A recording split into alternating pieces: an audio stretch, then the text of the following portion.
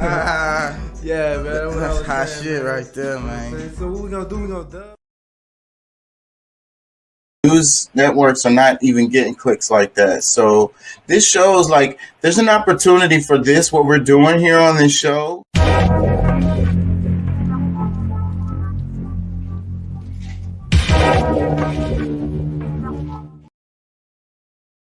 Look up something in back check, kind of like cross reference.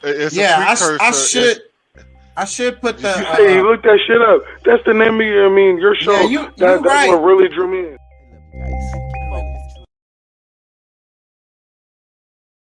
Remember, we want you to be an activist, and don't take our word for it. Look that shit up. Pulley.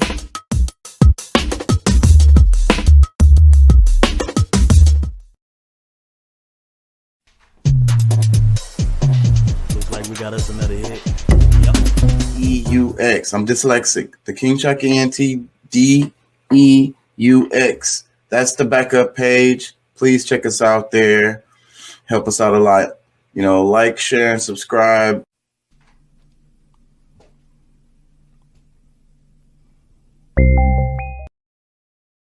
And hope I don't get in trouble for playing that last video. I probably shouldn't have played that shit.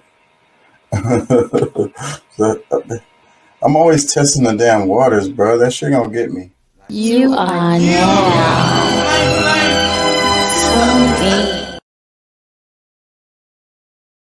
Who and what are we gonna complain about tonight? You are now.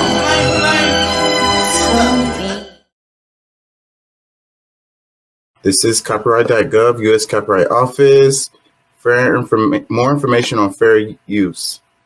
Fair use is a legal doctrine that promotes freedom of expression by permitting the unlicensed use of copyright-protected works in certain circumstances. The Act provides the statutory framework for determining whether something is a fair use and identifies certain types of uses such as criticism, comment, news reporting, teaching, scholarship, and research as examples of activities that may qualify as fair use. Section 107 calls for consideration of the following 4 factors in evaluating a question of fair use: purpose and character of the use, including whether the use of the commercial nature or is for nonprofit educational purposes, nature of the copyrighted work, amount and substantiality of the portion used in relation to the copyrighted work as a whole, effect of the use upon the potential market for or value of the copyrighted work. Okay, so anything I use for you guys, hit me up if you want me to remove it, edit it, or whatever. Nothing is used to infringe on anybody's intellectual property. I don't intend on doing that, and I don't intend on profiting from anyone's intellectual property. So I'm glad to edit or delete anything that's any of my videos that I've used of anybody. So that's it.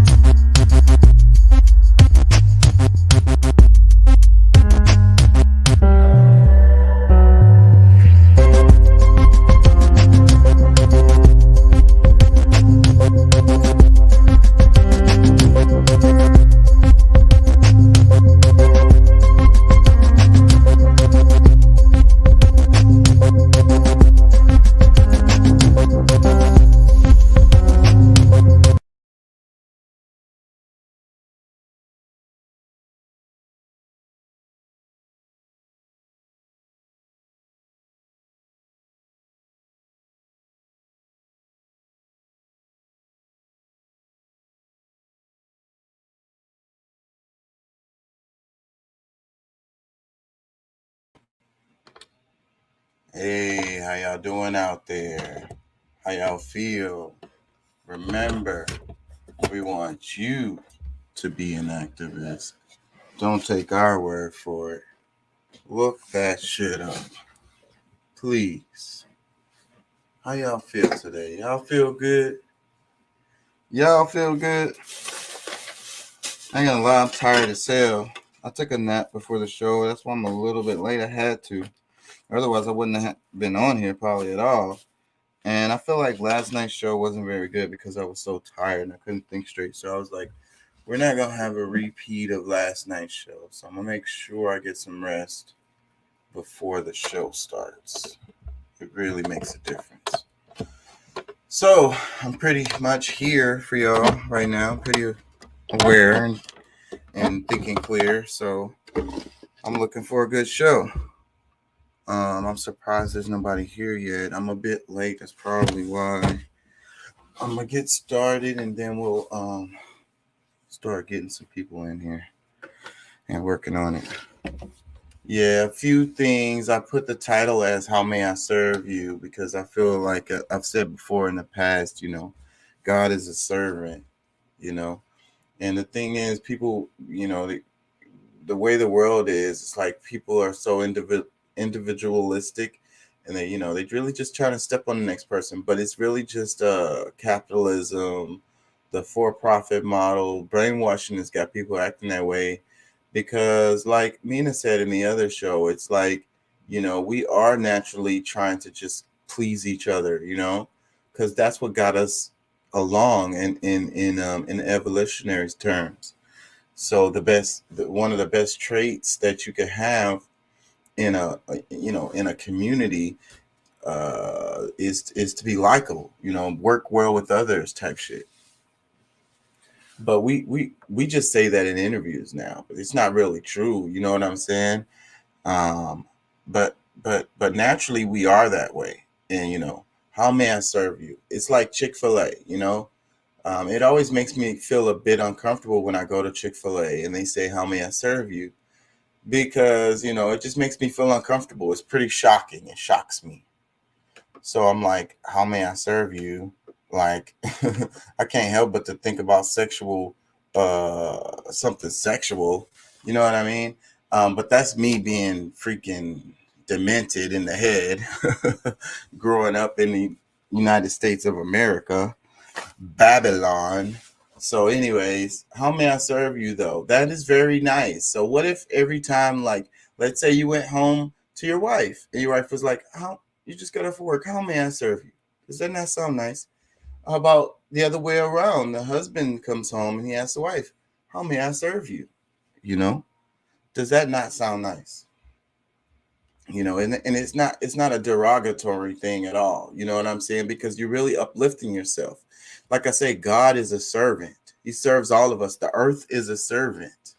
If it wasn't for the earth serving us, we would not be here. Period. The end. Full stop. So I'm going to talk a little bit more about that particular concept and idea. And I also want to talk about the shooting, the Texas shooting, along with the Buffalo shooting, and kind of because more information is coming out on both of them. You got the stuff about the guy who created the water car, and they're saying that it was a hit for the Tops murders. And then you got them talking about the Texas law enforcement stood back and let the dude lock himself in the school and kill people for like 90 minutes before they intervened.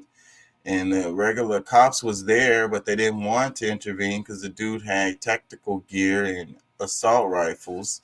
And, so apparently what they're saying is that the cops kind of laid back and waited for they might have been their order. They might have been ordered. Most likely they were ordered to stand back and wait for the tactical team to come in. So, but that took a while, like 90 minutes apparently. And so I don't know. We don't know. The media and the way people talk and the clips being edited and all that bullshit. Who the fuck knows? So I want to dig through that a bit today, one way or the other. Maybe we could, at the very least sheds more actual information about the subject. So, and whatever random politics and news pops up, that's what we're going to cover today.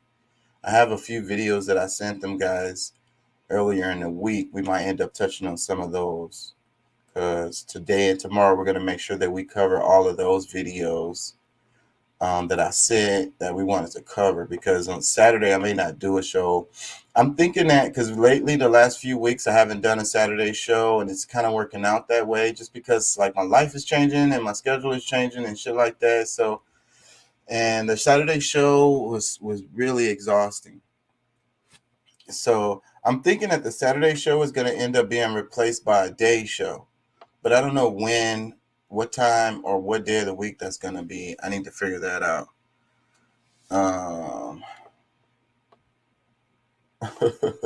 When your friends ask if you're good after taking a huge line of K. That's funny.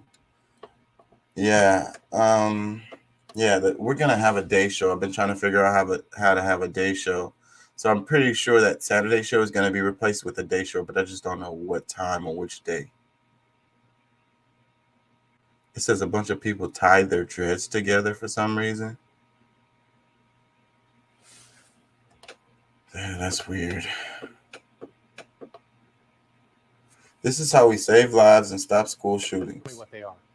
45, sir. 45. Assistant Pastor, this is the 45. Yes, Director of Security, 45.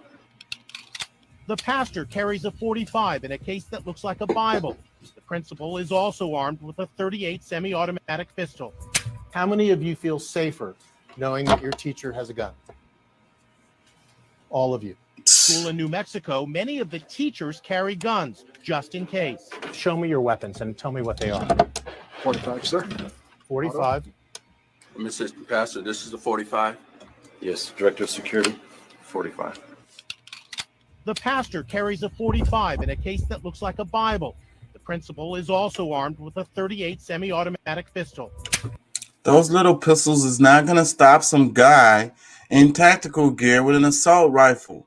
More pistols in the school is not the answer. I'm sorry. That's just my point of view on it. The little PPs ain't going to do nothing to no rat.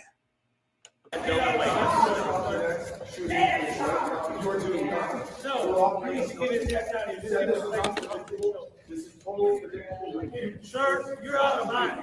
Sir, you are out of line. Sir, you are out of line.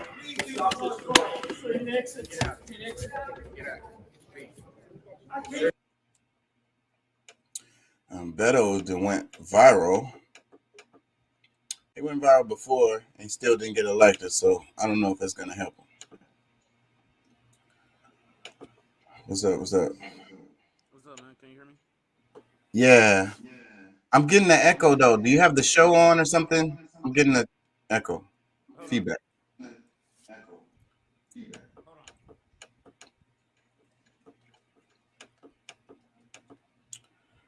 Hero agent. Salvador Ramos was eating lunch at the Mills Creek Cafe in the town of Lakey when he heard the call go out over his radio. And our sources tell us even though that agent was not in uniform, he doesn't hesitate to jump into his vehicle and race to the school. And just so you're aware, Lakey is 40 miles from Robb Elementary. Sources close to this investigation tell us the Border Patrol agent who was credited with stopping Salvador Ramos was eating lunch at the Mills Creek Cafe in the town of Lakey when he heard the call go out over his radio. And our sources tell us even though that agent was not in uniform, he doesn't hesitate to jump into his vehicle and race to the school. And just so you're aware, Lakey is 40 miles from Robb Elementary. Sources. So maybe that's why, like I was mentioning earlier, they said it was like 90 minutes before the tactical team came to deal with the situation. Maybe this guy is the tactical team and he was fucking 90 minutes away. Now that makes a lot of sense being that it's a small little town and they don't have maybe they didn't have trained people in the city to be able to deal with this kind of situation. But I don't. What's up, Pat? What you say? There were cops there. And there were people begging the cops to go in, but they was too scared to go. Right. And Oh that's what I was shit, for saying. real? And that's what I've been seeing floating around. So I want to dig some more into that because I don't want to just be out here. And then in their defense, let's say, like I said, it's about training, right? The person who's trained to be able to deal with these kind of tactical situations. You know what I'm saying? So maybe those were just like regular cops. They didn't have training to deal with these kind of situations. So they were waiting for the guy to come that knew what the fuck he was doing. The ICE agent. I mean, I don't know what kind of training they go through. I mean, I'm in their defense because I don't know, and I'm on the outside. Maybe the ICE agents get trained more or whatever. Maybe there's some kind of tactical No, training this involved. dude, this ICE agent that showed up just so happened to be just somebody who's just like fuck that kids, like willing to put his life on the line for kids. That's what that was. The cops were just, and then see, like it's really, I'm a little bit emotional about it, but like they want us to fund the police and overfund the police, and this is what we get when. Yeah, because that's what one of the clips said. Because it was like in that little town in Uvalde, 40% of the budget goes to policing, and they were like, those guys were just standing outside the school for 90 minutes. Like, what the fuck are we paying them for? Yeah. So I don't know. Like I say, I don't want to just jump on them on that. I don't know. It's still more information coming out, so I want to dig some more on that. And I'm not sure if I have a video about it, but maybe I'm gonna dig around it. But what all did you see about that topic as far as the cops not doing anything? What did you hear so far? Well, that was mostly it. I mean, the people in the neighborhood are hearing gunshots and stuff go off, and they're begging the police to go in, and they're just sitting there, just like shook. That's pretty much what we got. Yeah. But again, we don't know. Like they might have been ordered, to not go in. You know what I'm saying? Because I did see a video where it was like parents screaming at them, like, it's kids in there. It's our kids in there. Let us get in there and get our kids. Da da da da. And apparently they were stopping them from getting in at this time. So, but what was I gonna say? Oh, another report said that the cops was going in and getting their own kids out of there at this time. During that 90 minutes, it was some of the cops had students, had children in that school. This is a story that I heard, and they were getting their own kids out, as best they could, without actually engaging the situation or engaging the shooter. But one of the initial reports said that they were getting kids out even when the guy was in there, and they were breaking windows and grabbing kids, because somebody was like, it was a hero who was breaking windows and grabbing kids out of the out of the classrooms because the guy was holed up in one of the classrooms, but all the kids in the school, everybody and the teachers were all locked up in there. Yeah, I don't know. I think it was kind of a weird situation where the even like the way that he was able to Ramos was the way he was able to get into the school was because of kids that were outside and him being able to follow them in, or I don't know, some weird situation. Like he didn't even go in through like the regular entrance. Like he went in through like a side door or back door or something, along with some teachers and students. So I don't know. And then they're talking about unlocked doors. I'm gonna get into that. And Ted Cruz talking about it needs to be only one door and shit, because they're trying to focus on that detail of how he got in. So they're like, oh, well, why was that door open? But just like you just said, I mean, like everybody knows a lot of these security doors, you could follow a student or a teacher through a door the door may have been one of those open from the, Well, I think inside it was only. I think it was like recess, so like it was whatever grade it was that those kids were going to recess, and usually it's like maybe they all were going into one classroom, or because sometimes, like I know, like in my elementary, like they had a wall that you could slide where there was classrooms that joined together, and maybe that was a grade, a certain grade where those kids were they had recess together, and then now they were going back into the school through that classroom. So I don't know. Let me play this clip. Approach and initiate contact. That somehow men think that women lose value when they've had multiple partners. Okay, well, in nearly all societies throughout time, men have been the ones who are expected to approach and initiate contact. It's our biological role to seek out women and win their favor for a shot at reproduction. Now, if a man has poor skills or appears to be weak, his chances of mating are greatly diminished. Which is why if a man is able to sleep with many women, it's a strong indication that he possesses skills and traits that make him a highly desirable individual. A man who is able to sleep with many women is essentially the pinnacle of what men are designed to do. Other men will recognize this and will applaud that man's achievements, even if they feel a bit jealous.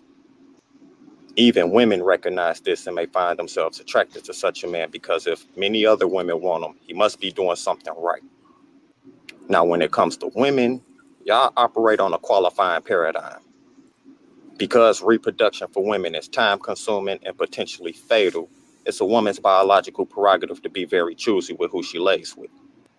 She must be sure to secure the best mate she possibly can, or she risks the possibility that her children are going to be weak or at a disadvantage. So when a woman sleeps with many men, it's a strong indication that her ability to judge quality in mates is non-existent, and she doesn't care about the possible consequences of her actions. More importantly, the men that are aware of her habit of sleeping around won't be able to trust her. On an instinctual level, men can't stand the idea of having a child with a woman who sleeps around because the paternity of that child would be in question. That's why loose women are looked down upon with scorn because they can't be trusted. Just one of many double standards that exist in this world, and why it's true. Why even true?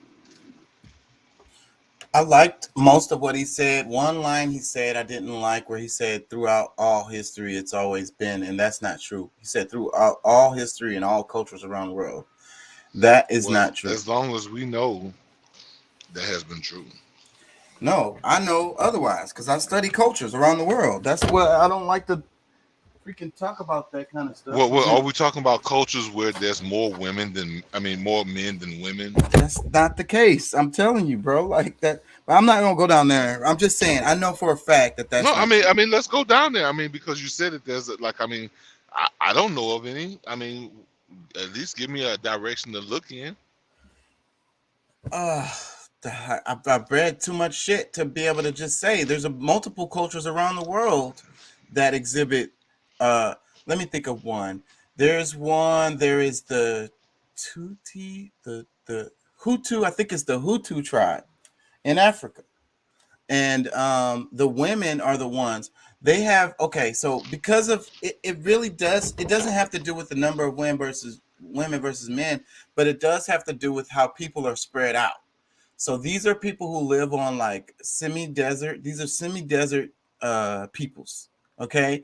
And so they live throughout the year. They live separately. Like even though they're a part of certain groups, communities, tribes, or whatever, throughout the year they live in their small family groups because that's just how they live. And they kind of just live in because there's little resources. So the people are spread out. There's not big communities that live together, close together.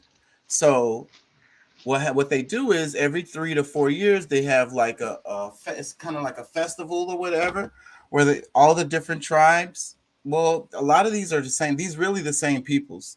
These really are the same peoples, and they come together and congregate, And the main purpose of the thing is kind of like to find other mates and shit. So the women get to choose, the men dress up and get all pretty, and the women get to choose, and they can have like at these, they're gonna have sex at these deals mostly, but it's gonna be the woman's choice, right? And she could already be married, she could already have a husband, and I mean, that's just how it goes. It's related to it's kind of like finding mates. It's also related to building like what do you call it? Like kind of like trade partners, kind of like more communal connections, so that y'all can deal with each other and help each other and shit like that. Does that make sense? That was very vague, but this is true, and I think I was right about which tribe it was. The who did I say? The Houthi? It wasn't the Houthi. Anyways, that's just a specific example of a culture that does that. It happens all around the world in different ways. I mean, okay, I would say that the most of the time it is, the other way around the world. Oh, yeah. So we can say that for the most part, it is what the guy says. I mean, just because I didn't say that's what I was saying. Some little weird group of people decide to, have some traditional thing that it works out to be opposite of that. I mean, we're talking about what, maybe 20,000 people. Yeah, the numbers don't matter. I mean, it could be more than it could be millions of people, but that wouldn't matter. It would still be the minority. Related to the majority as far as how things work. But yeah, I was just pointing out that what he was saying was not factually true. That one line, just about all of it was good, but that one line wasn't true. Yeah, but I mean, like I said, it wouldn't be a lie based on the majority and what most people know to be true. That would stand the test of time for most people.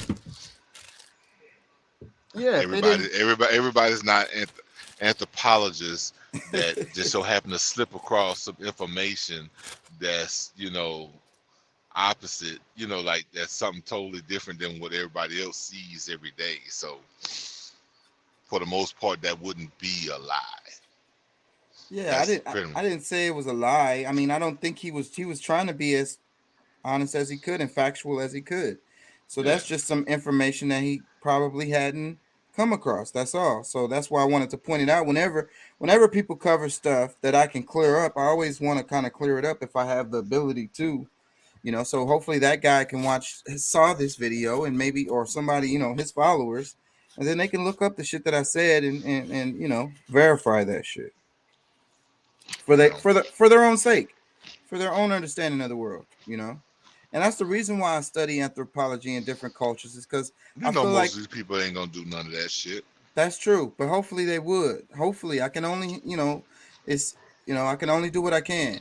So, but that's the reason why I study this stuff, is because I want to understand myself better. Like, a lot of it has to do with my mom. Like, I wanted to understand my mom better. I couldn't get it. I don't get it. Like, and so that's one of the things that drove me into anthropology, is because I realized that if you study cultures around the world, then you understand yourself better. You understand your own culture better. You know what I'm saying? Because the way you was born and raised, is what determines what your culture is, your religion, how you identify yourself as black, white, or whatever the hell, what language you speak. That's a huge part of who you are. Yeah, but I don't think, personally, maybe there's a different way to see it, but if I want to understand my culture better, it's better for me to try to, look into the cultures nearby, or the exact cultures that I come from. Because nothing that's happening on the other side of the world may have no show no significance, no type of I relativity. I completely disagree. And one of the things is, even in the present day, I know you guys can see how much we live in a global world and how the culture grows and changes every day. Languages change every day, and they're influenced by the others that they come across. And we got the internet, but even before the internet. But what about for us? Like, I mean, we're distinct people.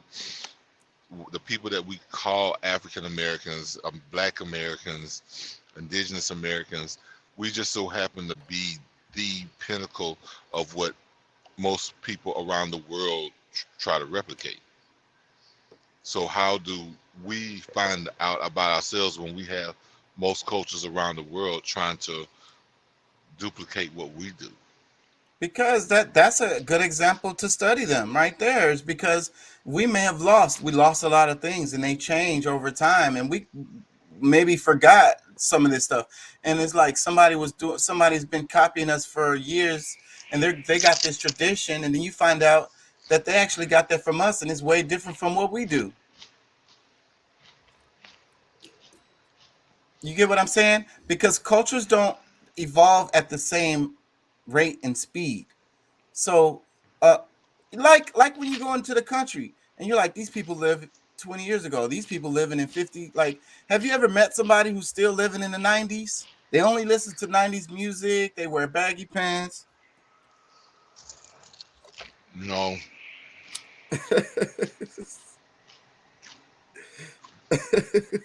Not really. I can't say that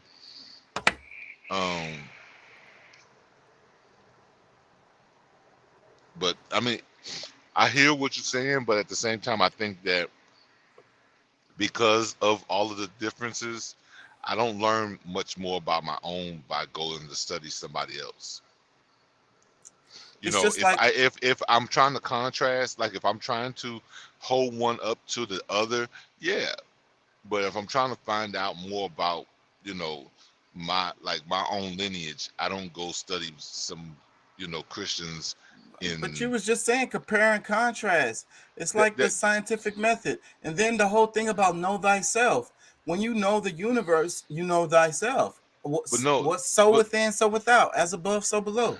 Yeah, but that's comparing, not finding not studying the exact culture that I want to know more about, is how, and if it's my own, I studied that one specifically.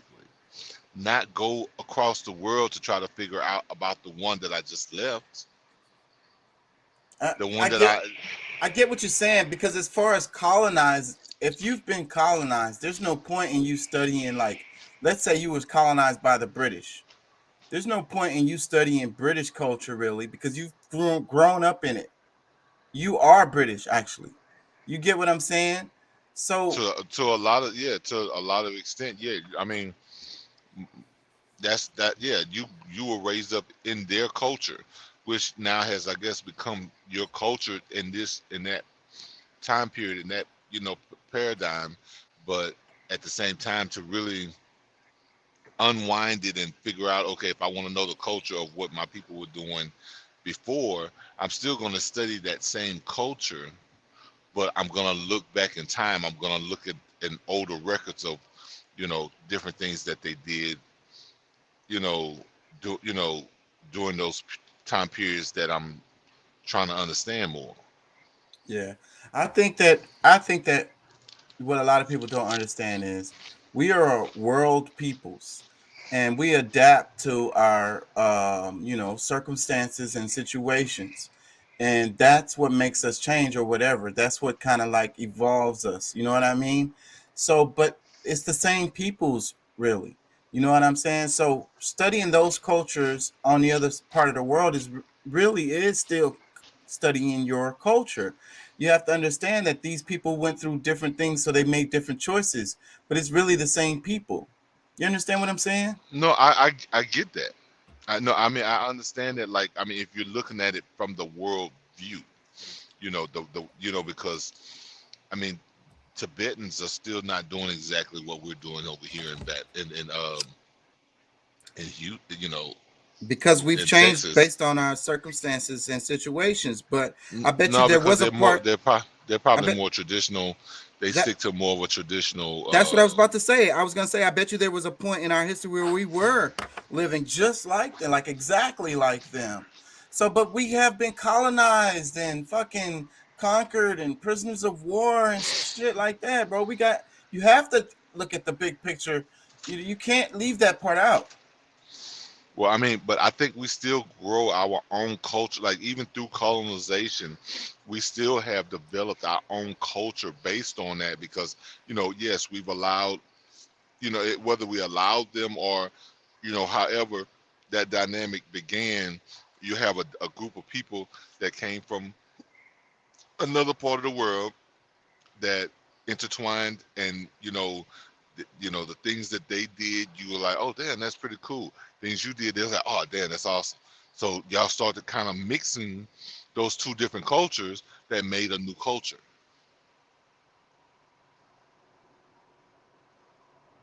You understand what I'm saying? You still there? What the hell? Your sound? Oh shit. Okay.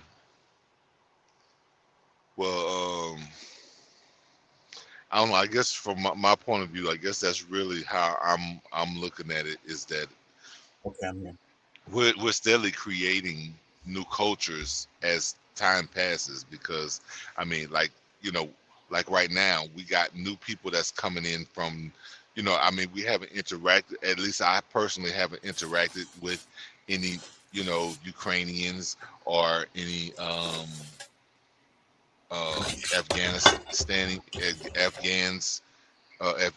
or whatever. I haven't interacted with any that I know of, but I'm sure there's somewhere they're intermingling with other people where in that area where they are, they're creating new culture. Yeah. And you're right about us creating our own culture, even within this colonized paradigm. And it's really amazing because then it gets exported around the world again. Well, and because see, I mean, that's one of the things that I know. Like, there's been some immigrants that claim, I think some African immigrants have claimed that African Americans don't have culture, which like is the furthest from the truth, because I mean, regardless of what. And I used to feel like that, and I do sympathize with that argument, and I may say that in some circumstances because, in certain perspectives, it's true. You know what I mean? No, it's no. Let me stop you, because that is far from the truth. Like, everybody has culture. Like, it doesn't matter where on the planet. Just because our culture doesn't go, like the culture that we're living in presently, just because it doesn't go back 1,000 years doesn't mean that it's still not culture. Right. I agree with you. And it's something that I kind of wrestle with within myself, and it's because of part of it is because of the names, you know what I mean? Because cultures use the names to hold their like lineages and traditions. Yeah, but when you're a creative people, when your culture is the one that creates new cultures, you really do have culture that started thousands of years, because you have spread something across the world that somebody somewhere picked up and they're doing it now. That they might still, like, what was our culture 1,000 years ago, some people is like that's the best thing that they ever got, and they still using it. Right. And for us, we're still creating new things that is now culture. That you there, Deuce? What's up? We haven't heard you yet. Yeah, I'm here. Oh shit. How you feel, Not man? much, You driving? I just chimed in. Yeah, I'm rolling. I'm rolling here. Feeling pretty good, man. How about yourself? Doing good, man. How about yourself? How about you guys? I'm good. I'm good, bro. I'm good. I'm in the building, man. You know. So, Yeah. Deuce, did you hear about the Texas shooting and them saying that parents was like they wouldn't let parents get in, but the cops was getting their own kids out, and 90 minutes passed. Some dude drove from fucking 40 miles away to take care of business when it was dudes standing right outside the school. What's oh, you talking about the shooting in Uvalde? Yeah. No, I haven't really I haven't really heard any more about it, honestly, just from what uh from what my wife has been telling me. She knows somebody that's actually they work for that school. You know, I don't want to say their title or nothing like that and give nothing away, but it was pretty horrific. You know, I will say that one of the reasons why the main reason why they had parents doing DNA swabs and bringing pictures was because this guy fatally shot these children in the face. So they couldn't identify him. Yeah. Yeah, couldn't identify him. But you know, I mean, that's something to. I guess that's something to take a look at. You know, but as far as my understanding, that they wasn't allowing anybody into the school, that they didn't even have, like, they had removed the students that were survived from the campus of the school. So You maybe the know, parents had a wrong story. Maybe they was trying to get in there and their kids wasn't even in there no more, but they, because it was an active crime scene, they didn't want all this information to be floating around. yeah, yeah, and that's the thing, man. You know,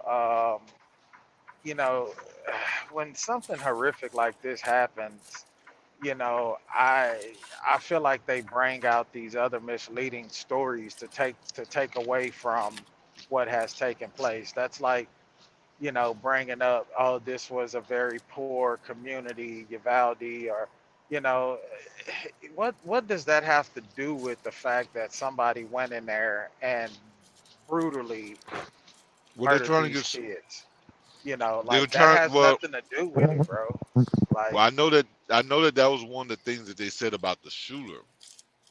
I don't know about the community, but they were saying that specifically about the shooter because they're trying to get sympathy for him because they're saying that he got talked about because he didn't have all of these up to date and cool things, and like they talked down on him because he was poor, which yeah, I grew up, like as a kid, I've seen stuff like that happening. Like, I mean, I might have got jonesed on a couple of times because of my shoes or something, yeah, but crazy or that whatever. still don't give you the right.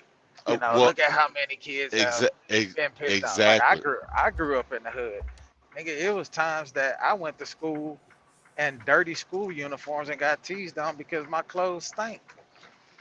You know what I'm saying? Because we didn't have washer and dryer in our apartment. Like, didn't have money to go do laundry. I didn't go out there and kill nobody. Like, Well, that's not an excuse but see, to that's try the to point. sympathize, the Yeah, media, but that's the narrative that the media tries to put out here. Like, I am not sympathetic for this dude.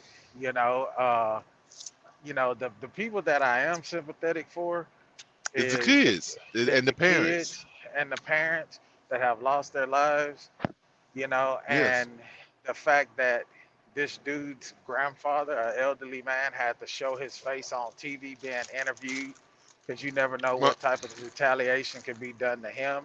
You know, uh, you know, well, you think about those things, but all that other shit don't well, matter to me.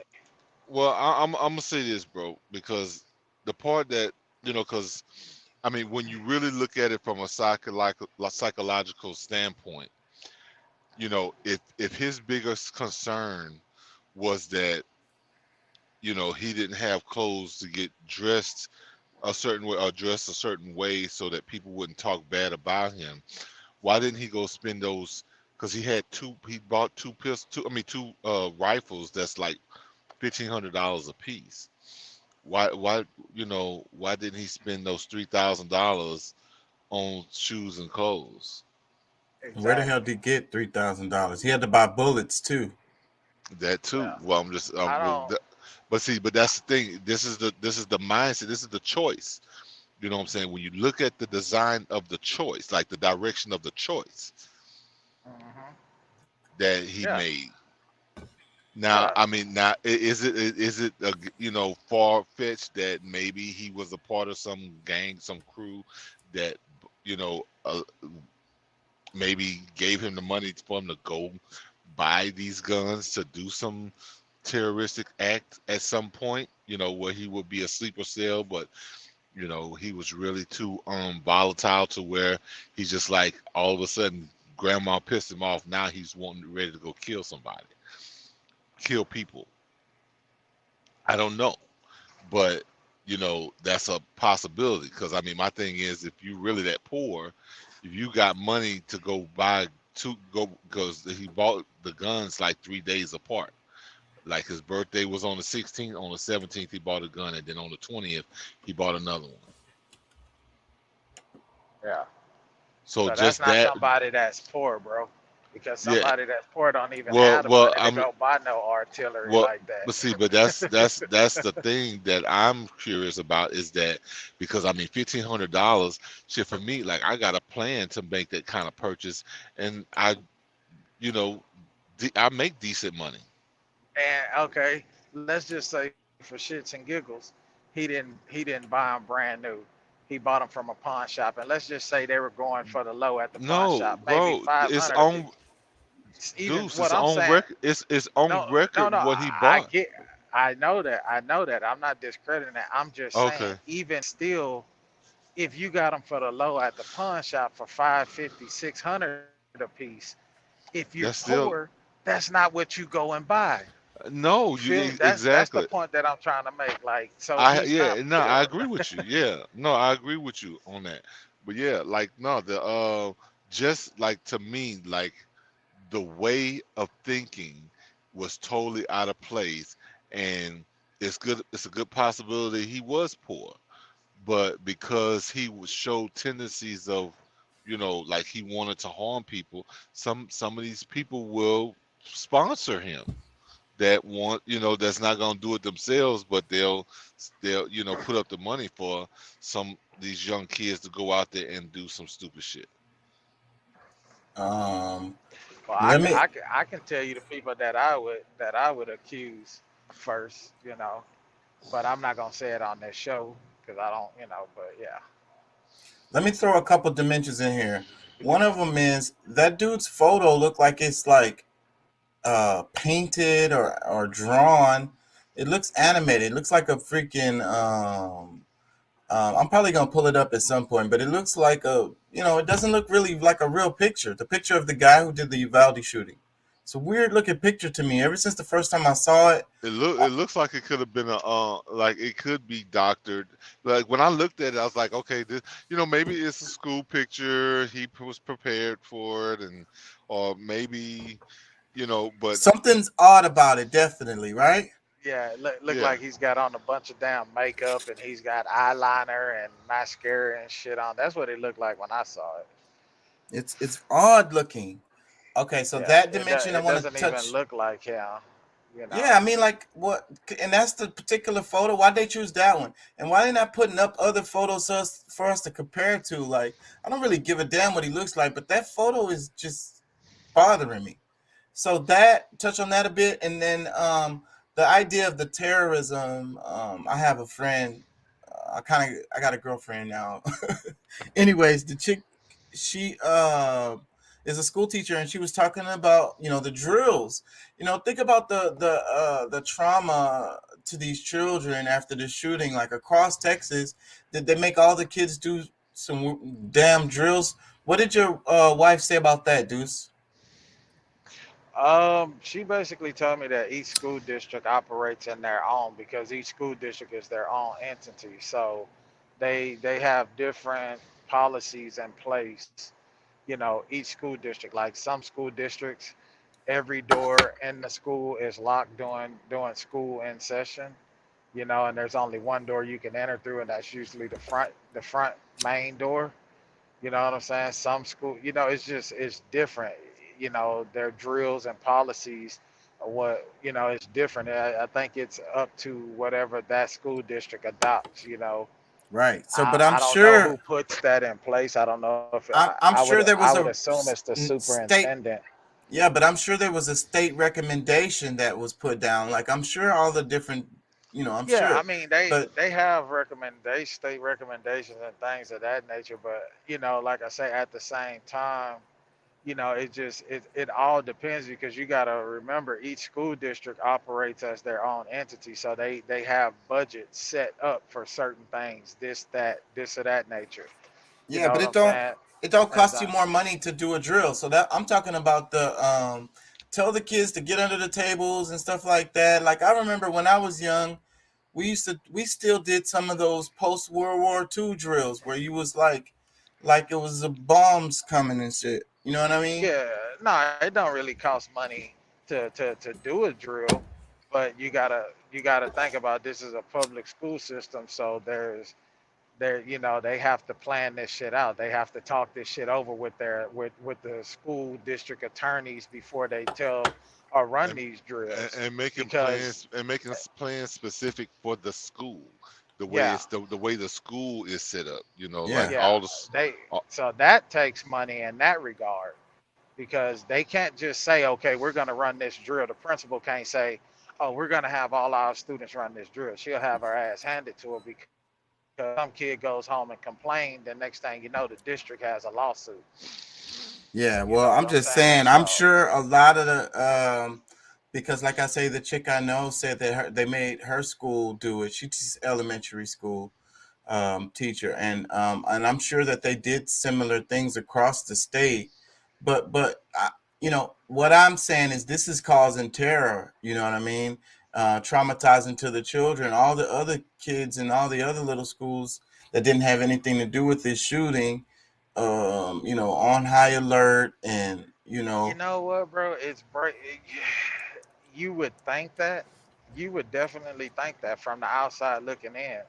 But these kids in this society is so untapped from reality and human life, dude. Like there was kids getting in trouble for mocking this shit. You know, like in our district, kids that showing the videos and they're making memes out of this shit. You feel me? Like so, you know, but that could be this that could be an society. example of trauma, bro. Like I say, the opposite is the internet, and it's like maybe when you're going through a traumatic experience or traumatic time, you mock it to what do we do as black people whenever something really really terrible happens? What do? We laugh, right? Is it true or not? Really horrible thing happens. That's some dark shit to laugh. Cause I can't laugh. That hit too close to home for me. Like for me, if I caught somebody making a mockery of that shit, mocking it, like I would be highly offended and pissed. Like, I probably would lose my job if I worked at the school. You know what I'm Yeah, saying? yeah. But what So I'm for saying is, if me, you're I'm just looking at it from the way I was brought up. I didn't come up with everything, but there was good values instilled in me, and you don't make fun of that type of shit, bro. Like I'm not even finna give these kids a pass on that. no. I'm saying if You know something what I'm happens saying? to you directly and it's really horrible, a lot of times we laugh. It's one of our defense mechanisms or whatever. It's like, what do they say? yeah. Like when you're in an uncomfortable situation, when you're Yeah, put I in, mean, you I get it laugh. from that point of view. Yeah, I get it from that. I get it and, from that point of view. and some people have it even worse. Like they like go into full fledged, like hardcore laughing Yeah, because of how scared they really are. yeah. My Like son does that when he gets in trouble. Like if we have to get on to him, and like if we Fucking have to green get on to screen. him, like he'll laugh. And literally we like my wife, like she was talking to some people about it, counselors and stuff, and so it's his defense mechanism. It's yeah, because it's actually kind he's of normal. embarrassed. His anxiety levels are Yeah, heightened at that point. So that's just kind of like his way of, yeah. So it happens. I mean, I get where you coming from, but it's just, I don't know, bro. I guess because we didn't, I didn't see that in. Well, we didn't have. I think the first school shooting happened. I think I was already at high school at that point, and that was the one in Colorado. You know. What about Waco? I get this fucking screen. Waco. When did the one in Waco happen?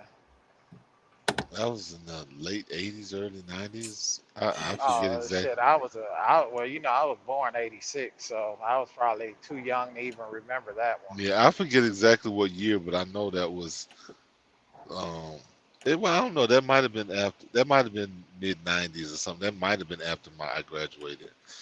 But And then that's just like we had one a couple of years ago by us down there in Santa Fe. The shooting that happened in Santa Fe, the high school kid, you know, and they're saying that he's too incompetent to stand trial. They're basically, you know, giving him an insanity plea. You know, it's just. Let me read this. It says Texas officers admit police took their own children out, Robb Elementary School, during the shooting, and left the other children inside to die, then waited 91 minutes after murders to stop shooter. This is heartbreaking. Cops pointing guns at a detained parents outside as parents heard their children screams and lose their lives. There was at least 40 lawmen, didn't do a damn thing. Jacinto Cazares, father of 10-year-old shooting victim. that's the part that I'm hearing. Yeah, that's like it was a Yeah, whole see, community this is the first upset. time I've ever heard of this. Yeah, the whole Wow, community dude, is that is upset with the ridiculous. police force because, you know, they didn't, you know, it wasn't about the community. It was about self. It was individualism. It was, let me save my own. But I think that what Deuce said earlier is probably true on this one. For one, the people having a bad view of what actually happened, you know, damn it, I lost it. But I don't, he said that, you know, it's one of those stories that they use to just distract you from the point of what's actually happening or whatever. Just like a detour. I think this might be one of those stories. So I don't want to jump. I don't want to jump too fast on that. I think the people that has legitimate cause that, I mean, especially like just think about the trauma that these people are going through. Yeah. That's hearing the screams of children, not knowing if it was their children or not, and seeing police officers, you know, that's supposed to be there to, you know, try to resolve this whole situation to, you know, because maybe if they hadn't waited 45 minutes, maybe it would only be 5. That's what my wife was talking about, that they were talking about the officers are making excuses now for the reason as to why they took so long to respond back to the shooter. Okay. Doc says, not Doc, this is Curtis. He says, I always find the worst parts. I laugh at a lot of bad stuff, LOL. And he says, not those shootings though. You know, we've been traumatized, and that's just psychology. So what I was saying in the defense of those kids who were like making fun of it, that necessarily that could be a symptom of being trauma, being in a state of trauma. Mm-hmm. Let me play this. True, bro. Let me play this. The influence of any group. We're going to be here all night. The influence of these groups comes not from money. Against it and prefer money. So, Senator Rubio, can you tell me right now that you will not accept a single donation from the NRA in the future?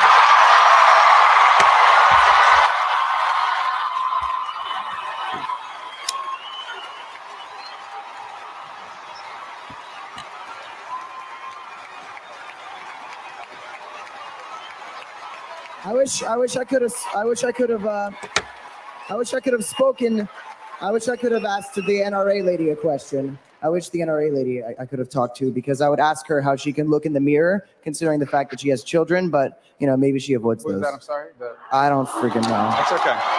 The question is about NRA money. So number one, the positions I hold on these issues of the Second Amendment, I've held since the day I entered office in the city of West Miami as an elected official. Number two, no, the answer to the question is that people buy into my agenda. What? And I do support the Second Amendment. And I also support the right of you and everyone here to be able to go to school and be safe. And I do support any law that would keep guns out of the hands of a deranged killer. And that's why I support the things that I have stood for and fought for during my time more there. NRA money? More NRA money? That is the wrong way to look. First of all, the answer is people buy into my agenda. You can say Number no. second, well, Guys, the be influence quiet, of any Come on, group, we're going to be here all night. the influence of these groups comes not from money. Against it. Okay, so I never liked Marco Rubio. He's kind of like Ted Cruz. Anyways, I don't like this guy. He's an empty suit as fuck. And you could tell he doesn't stand on nothing. So anyways, what do y'all think about this? The kid was asking him straight up, I mean, hey, since the shooting and all of this, are you going to just stop taking money from NRA people? And he wiggling around the answer like, it's not about the money, dee-dee-dee-dee-da-da. They're having a NRA conferences coming up very soon, and it's getting political because of this. And they're like, these people shouldn't go to these events. I think if I was NRA, I would just push the date back a couple weeks till everybody. Let me ask this, because I'm trying to understand, what does the NRA have to do with some guy that's whatever his issue is that to decide to go shoot up a school? What does the NRA have to do with this? Are they the ones giving them the guns, or are they the ones that make the policies on? Because I know, I'm sure they have a lot of directive in what they like to see or not see through in policy. No. You don't understand the power of the lobbyists. You don't understand the power of the campaign contributions. Don't tell me I don't understand something, because I'm trying to get an answer from you. What is it that because I understand that the NRA spends a bunch of money on both sides of the aisle, they Democrats do, and Republicans. Both sides. Yes. So my thing is, how does not receiving a donation from the NRA change school shootings? Well, it may not affect school shootings, but it can affect policy, because that's the reason why you spend money like that. Why would the NRA give all these monies to people, empty suits like Marco Rubio? Fuck that dude. But the reason why they give him money is because it advances their agendas. You're not gonna spend money for nothing. Just because you got a political, I want Marco Rubio I like Marco Rubio. I'm gonna give him $1 million for his campaign. Like the dumbass people do that's regular folks. I'm gonna give them all my money, and then they don't make it, and they go home and buy a house or some shit. but what I'm saying is, these corporations are not stupid. I'm just saying. I feel like all this shit is happening. Bro. Because it's there to push an agenda. And at this point, for them to get their agenda pushed, they realize they don't care. Casualties are going to happen. Because it's so funny how every time it gets around this time, there's some type of mass shooting, there's this, there's that, to try to push these and both these certain sides can be true. Because I think you're 100% right. Deuce. It has nothing to do with guns, bro. You know what I'm saying? Like, guns don't kill people, bro. It's the fact of the argument that you argue in here every fucking week, that people don't care about mental health. They don't believe in putting in policies in place until something happens. You know what I'm saying? Well, I mean, but something has happened. Something has happened for the last 3 decades. Like, these shootings has periodically happened over time. That, okay, is it something that needs to continue to be worked on? No doubt. There's no question about that. Pat, you're right. The political will is there, Deuce. The political will is there. But look, this goes back to what I'm saying about the campaign contributions and the way the policies get written. Because sometimes they have good intentions. The politician has great intentions, but once the legislation actually gets written, and once it actually becomes law, it has been gutted and there's loopholes and it's twisted to benefit whoever the hell fucking wrote that shit. You get what I'm saying? But my thing is, we disarming talk about people, the how does that NRA. help? When we see, because the whole thing is why didn't I say anything about Lockheed Martin? You know, this is you I know, agree. Smith and Wesson, or I agree. like gun, like why is it the NRA that gets picked on? Because it's political, and y'all right about that. It's totally, completely political. But the question that kid had in here to Marco Rubio was valid. You know what I'm saying? It was. No, that it's a kid asking a question that thinks that what they're saying has relevance, but it really doesn't, because it doesn't hit the key points of what's really happening in our society. You know, what's really happening is the political atmosphere is polluted with campaign donations and lobbyists, and it's all about money. And the person who has the most money, there's no real democracy. Money carries the vote. We've never had a real democracy. That's what, like, ever since all of these things that, you know, people, you know, like what is a real democracy? I mean, we can go down that road, but I mean, however, like when it comes down to certain situations, like, you know, my thing This is what they call in democracy. It's fucking not what this party is doing to us right now. Democrats? This is not, the Democrats is doing us. This is not democracy. If you ask me, I think democracy was more so when Trump was in office, the way that we were truly building back America, the way that jobs were. The campaign donation shit was still out of control. The lobbyist shit is still out of control. It still was, but people were coming back, bro. People were coming back. People were coming. Small businesses were flourishing. Pat, am I right or wrong? Did you flourish or not under Trump? I did. Okay. I know I did. This is a great. complete, dude. This is a complete shame. This is shameful. What's And I'm happening hurt. to us And I'm as hurting. citizens, bro. And I am hurting underneath the Democrats. This is complete. This is fucked up what they're doing to us, bro. You know, Trump gets out of office. Immediately the pipeline gets shut. You're breaking up. We lost you. Well, I'm gonna say this because I really feel that Limited some quantity of the that thoughts you can buy. Yeah, you can get WIC for your kids, but guess what? There's no baby formula. You know, like, dog, all of this shit is fucking political, bro. There's no democracy. which might be a blessing. Which it might be a blessing that the baby formula is running out. Like, I mean, that's you know, that's one thing. I mean, we can have that. That's a whole nother conversation. But my whole thing is that, you know, the fact that we have guns doesn't mean that that's why kids are getting shot.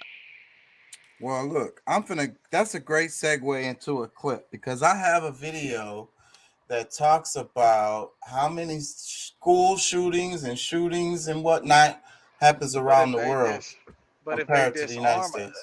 But this is the point that I want to make. Let's just say they disarm every American, right? Mass shootings are still gonna happen. Look at over in Australia. Look at over in fucking France, the shit that happened. You know, and if they can't shoot you, what do? They bomb shit, like they did over in France a few years ago. Killed all of those people. You know what I'm saying? So violence is still gonna happen, and I feel like disarming people, stripping people of their sense of safety to bear arm and protect themselves is not the fucking answer, dude. And usually and a lot of these types of things usually happens when Democrats are in office, because they're the ones that promote this whole idea of taking, or they claim to, making some kind of legislation, but ultimately they prefer that the people don't have guns, just like in European countries, and a lot of I think most European countries they can't have guns, but that's they want us to be more like that. But to me, I don't think that that's necessarily the smartest thing, because what safety, like how are you able to protect your own family when, shoot, we already see how hostile our own politics can get, whether Democrat, whatever fallout we end up having, how do we protect ourselves? Well, I'm gonna start off answering your question with this guy, the Rational National, the Canadian dude. So we're gonna hear about how Canada and the UK. So we're gonna go we're gonna go all the way left right here. But Canada, they don't want you to have shit. Do you? They took menthol cigarettes out of their country because they don't want you to smoke. Like, yeah, what the, they got some. Canada. They got some really. Menthol. If they got regular cigarettes, I mean that's fine. Menthol cigarettes all fucked up. Yeah, fuck the menthol cigarettes, anyways. And that's really cool how they put the heart on the fucking cigarettes. And I smoke, but I don't know, man. If looking at that heart all the time might actually fucking work. I don't know. That shit is fucking horrible.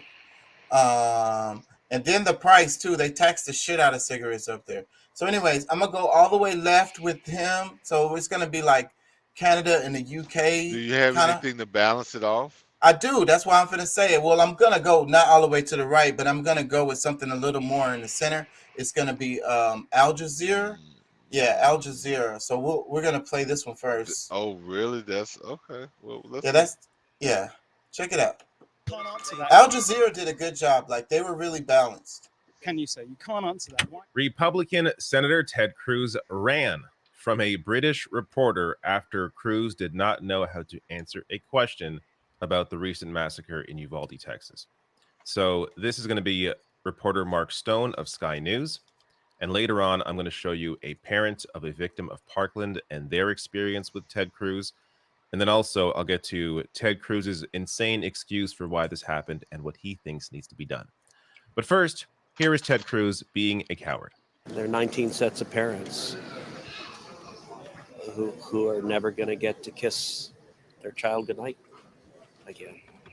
Is this the moment to reform gun laws? It's easy to go to politics. But it's important. It's at the heart of the issue. I get that that's where the media likes to go. No, it's not. It's where many of the people we've talked to here like to go. The proposals from Democrats in the media, inevitably, when some violent psychopath murders people. A violent psychopath who's able to get a weapon so easily. 18-year-old with 2 AR-15s. If you want to stop violent crime, the proposals the Democrats have, none of them would have stopped this. But why does this only happen in your country? I really think that's what many people around the world they cannot fathom. Why only in America? Why is this American exceptionalism so awful? I'm sorry you think American exceptionalism is awful. I think this aspect of it. You got your political agenda. No, it's honestly, God love you. Senator, it's not. I just want to understand why you do not think that guns are the problem. Why is this just an American problem? It is just an American problem, sir. Mr. Cruz, why is America the only country that faces this kind of mass shooting? But you can't answer that. You can't answer that, can you, sir? You can't answer that. Why is this country? Why is it that people come from all over the world to America? Because it's the freest, most prosperous, safest country on earth. It may be the freest. It may be the most popular. Why are our kids dying in Amazing. Amazing. The safest country on earth, he said. Before he comments, what y'all got? Well, I think that it is very politicized. I mean, I don't think that they do have any real solutions that will fix it. Because you're not gonna go door to door taking people's guns, because that's gonna start a war by itself. And then moving forward, it's just like, okay, you can't, I don't think I don't really is there an answer? Because like I said, I'm not giving up my gun. That feels good. All right, I'm gonna play some more. I'm just Yeah, maybe if you're a senator who can pay for a security detail to whisk you away when you get a hard question. But for the vast majority of people, I don't think it's the safest country on earth. Now, I'm going to get to, as I said, a clip of someone's experience dealing with Ted Cruz, a Parkland parent that was a parent of a victim, and then Ted Cruz's insane reasoning for why this happened. But first, just a couple comments on what he said there. So his initial response to this question is it's easy to go to politics. I mean, you see him start with this performance about, oh, he feels so bad for the families. Well, and then when he's asked an actual question, oh, it's easy to go to politics, you know. What are you talking about? Go ahead, Pat. Well, you know, it you know, I guess that, like, because it's a somewhat of a wide thought, but my thing is that because of the propaganda that, you know, because it's not so much the guns, it's more so the thought processes that they allow to linger within this country. Because, like, I mean, you know, maybe there's some hatred, you know, for, you know, like, because I mean the whole racialized thing, you know, like they have websites where people actually do wide open planning or like things against, you know, other groups, you know, like when they have these panels where people can go and have these hate speeches, talks, and things like that, it fuels the fire to people where if they didn't, I think if these things were not allowed for people to, you know, to spew their hate about stupid stuff, then, you know, maybe things like this wouldn't happen, you know, and if it did, it wouldn't happen so much because, I mean, you know, like who gets attacked the most? It looks like black people and kids. Because it's, you know, either the white supremacists trying to kill off black people and some raving lunatic that decides that they want to shoot up a school. Yeah. Let me play some more. That's what this issue is. So if you're fighting for the status quo or fighting for less gun regulation, then you are also doing politics. Any position you take on this issue is politics. Just because you don't want to improve things doesn't mean that you aren't also being political. This issue is political. There is a reason why this happens a lot more in the US compared to other countries. It's not because of randomness, not because of chance. It's because of the laws that exist. This issue is inherently political. So you being against any change at all is also a political position. Now, before I get to this comparison or some comparisons here to other countries, I want to first, also worth mentioning, this clip is going viral now. This is getting a lot of views, and it's just reporting. Like, it really shows you how awful American mainstream press is when it takes somebody from the UK to ask a question that is just normal, just a normal good question, but they aren't used to this, so they run away. I mean, that's how bad the media is when they're actually asked a real question, they have no idea how to answer it because they aren't used to it. So this should not be going viral. This should be normal, but unfortunately, this kind of reporting is not normal. But I got to show you this. So Trump, agree with Ted that. Cruz, Greg Abbott still are set to speak at the NRA meeting in Houston, just days after this mass tragedy. And how random is that the meeting is in Houston?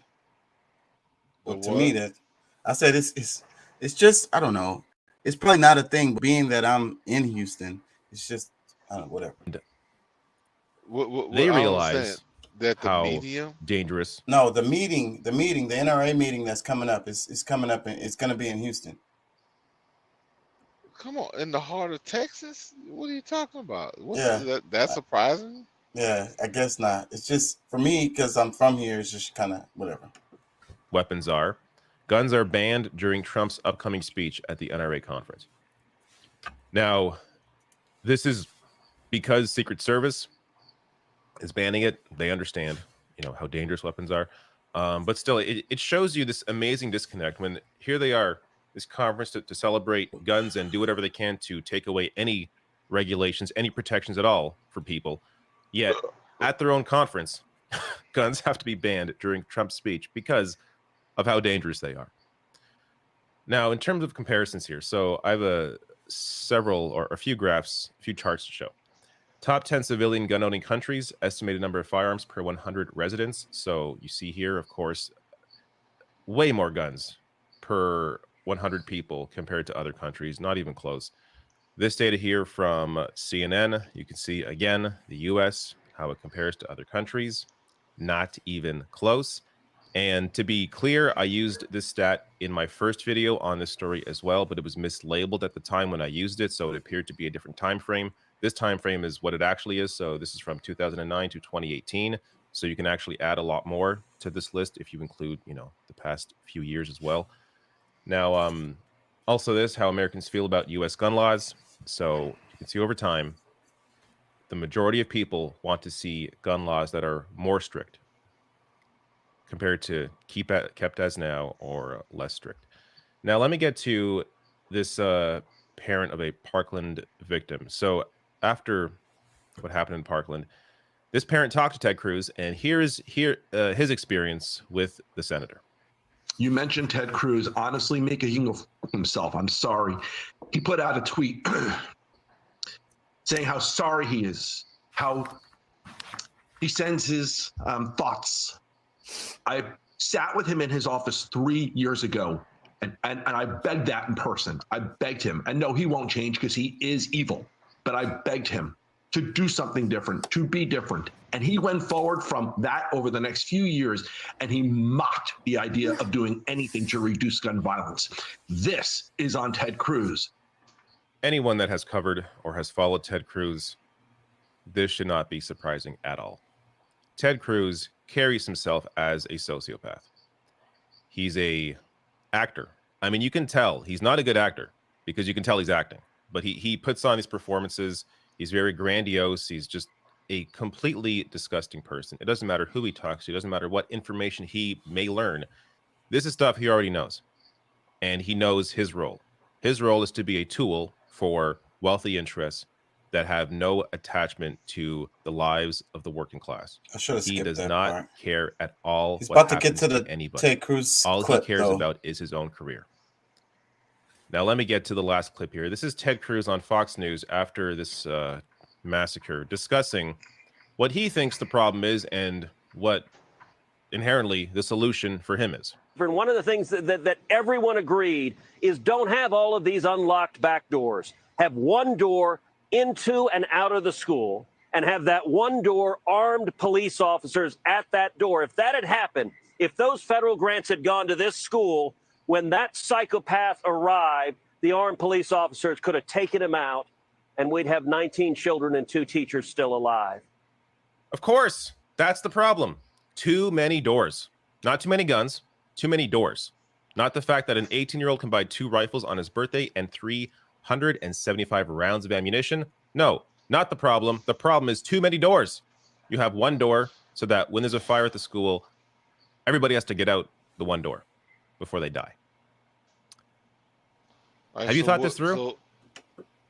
So what is the solution? Wait till they're older, or as far as, because I mean, like I said, we are like, for any of these people to assume that guns are going to get taken away or not going to be sold, like, I mean, you got to think outside of that paradigm now. Like, that's not going to happen.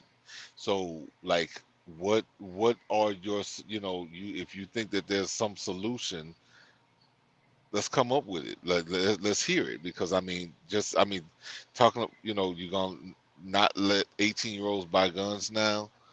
They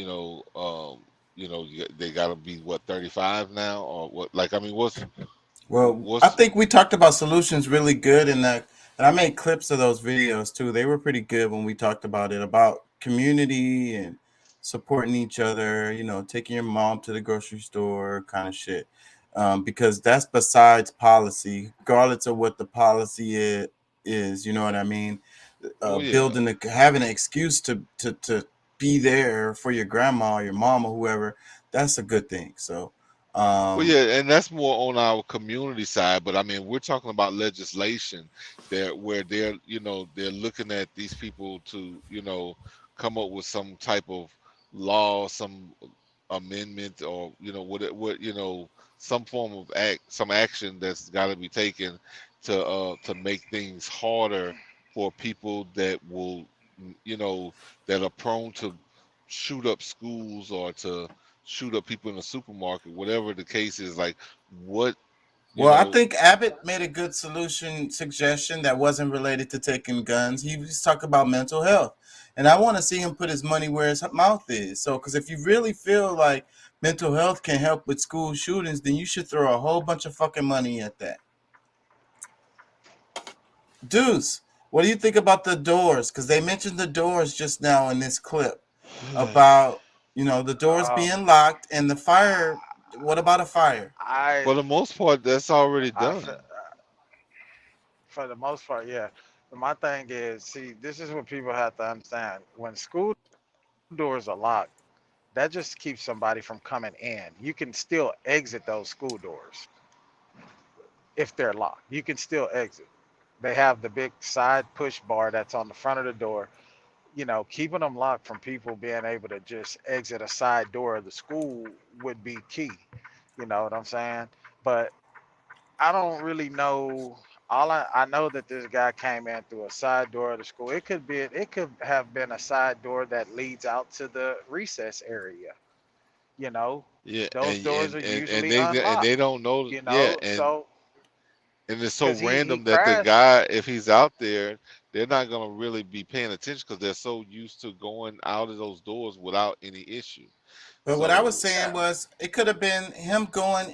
He could have went in the exit door when somebody was coming out or whatever. Yeah, that's probably what happened. Yeah, that's what he was saying.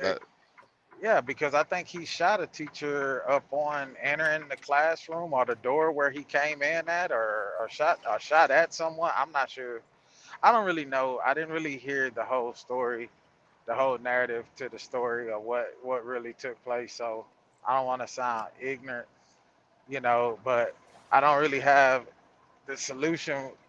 I mean, this has to be sat down and well thought out, bro. Because just stripping people of guns is not the solution. Disarming people is not the solution.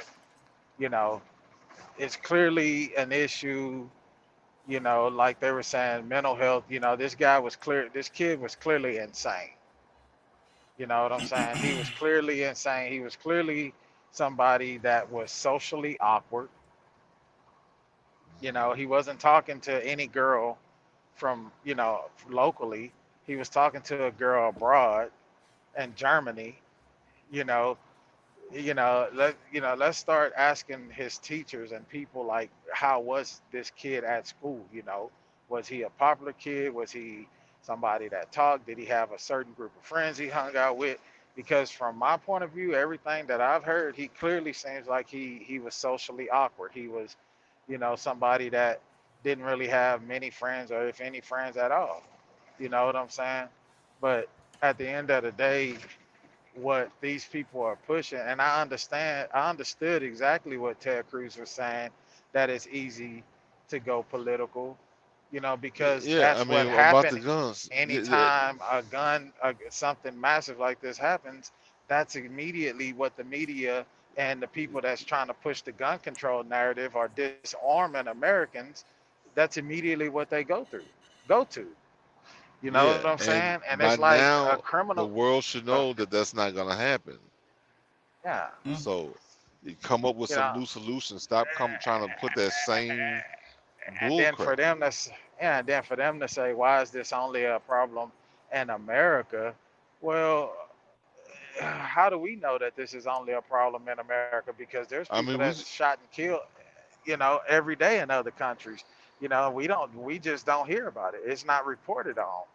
You know what I'm saying? There's probably mass shootings in other countries, all the time that's not reported on. You know, the narrative is America, disarming America, and that's what they want. Yeah, but I think when he's saying other countries, he's talking about like European countries because they're always it's weird how their worldview is so limited. You know, they feel like they're so Well, global thinking. Well, because Yeah, they're leaving out a lot of countries when they say, because they're just thinking of those European, what they consider civilized, in quotation marks. Let me play some more. He said one door in and out. Even in his example here, this makes no sense because the shooter was confronted by law enforcement before entering the school. So 1 door, 10 doors, what the hell is the difference? He was confronted and was still able to get inside. And by the way, there's more to this story. So I will likely do a different video on this aspect of it, as right now there is a lot of reporting coming out saying that parents, and video, by the way, that parents were outside screaming, crying, yelling at police to go inside and do something for 40 minutes as they sat there and waited because they were too afraid to go inside and confront the shooter. They were waiting for the tactical squad to go in there. Apparently 40% of the city's budget goes to policing. Can you imagine firefighters showing up to a burning school and, oh, we can't risk our lives. Gotta wait.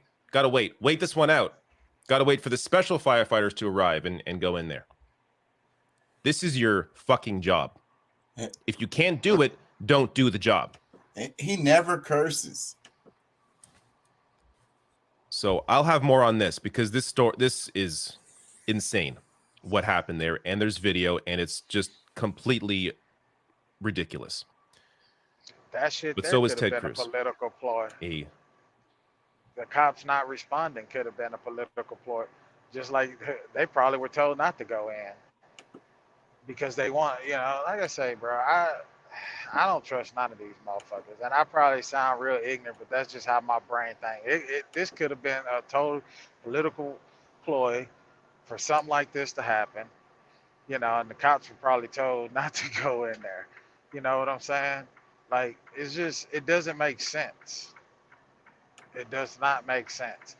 Unless these cops are just not trained to handle something like this. Well, I think that maybe they should have some form of training, but it's more so I think that the fear. Like, I mean, if it was a robbery going on, bank robbery where they're got to protect corporate interests or something like that, it would be a different story. Like they probably would have ran on down and try to take control of the situation a lot sooner than what they did. Like 45 minutes, bro.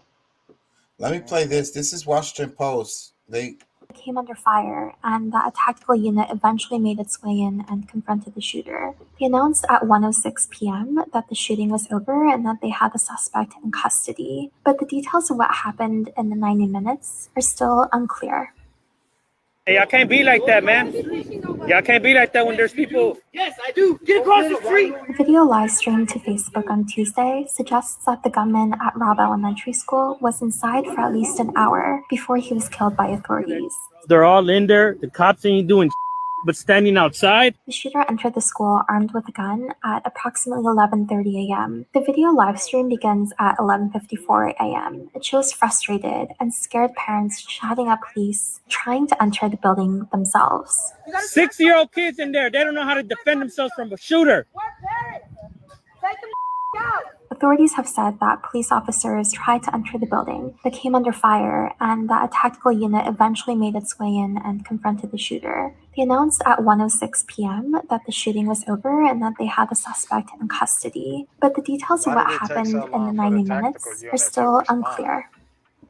Hey, I can't be like that. Well, they are in the middle of nowhere. Like y'all said, though, they are in the middle of nowhere. Yeah, but they are in the middle of nowhere. But doesn't that law enforcement agency have a tactical unit, or did they have to call their tactical unit from another town that was away? That's what I we don't don't think that know. I don't think he was like like technically a tactical unit. I think he was just a unit that was willing to go in and tackle whoever the hell was in there. Dude, because the guy who shot and killed them was a border patrol agency, from what the news report said. It was a border patrol agency. He's law enforcement, but he's not a fucking cop.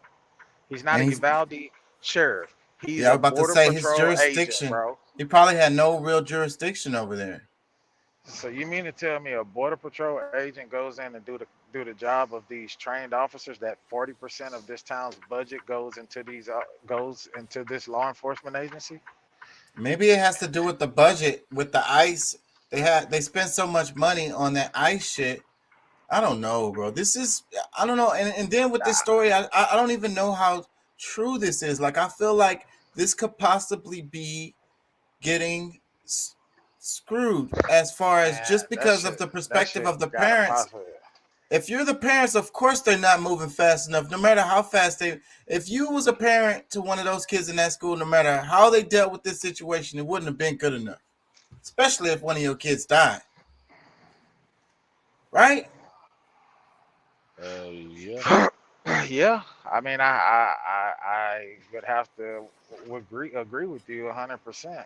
So what I'm saying is, I think that it's possible that these stories are from the perspective of the parents, but and true to them, but not necessarily true to what happened. So that's what I'm saying. I'm skeptical of this one.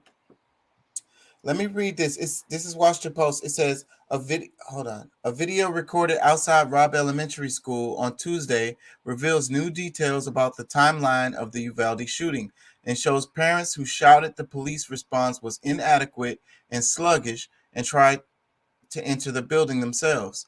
The video begins at 11:54 a.m. local time after the shooter had entered the school. That timing suggests that the gunman was inside the building for at least 1 hour before police announced at 1:06 p.m. that the shooting was over.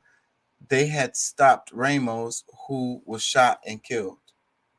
Let me see. It says visual forensics video reporter Joyce Lee explains more. Let me read. This is a comment underneath the post. It says, "There goes the good guy with a gun theory. Sounds like these good guys with their guns was too scared to do their job. But sure, let's arm teachers." Another comment, it says, "Plenty of good guys with a gun couldn't stop the bad guy with the gun.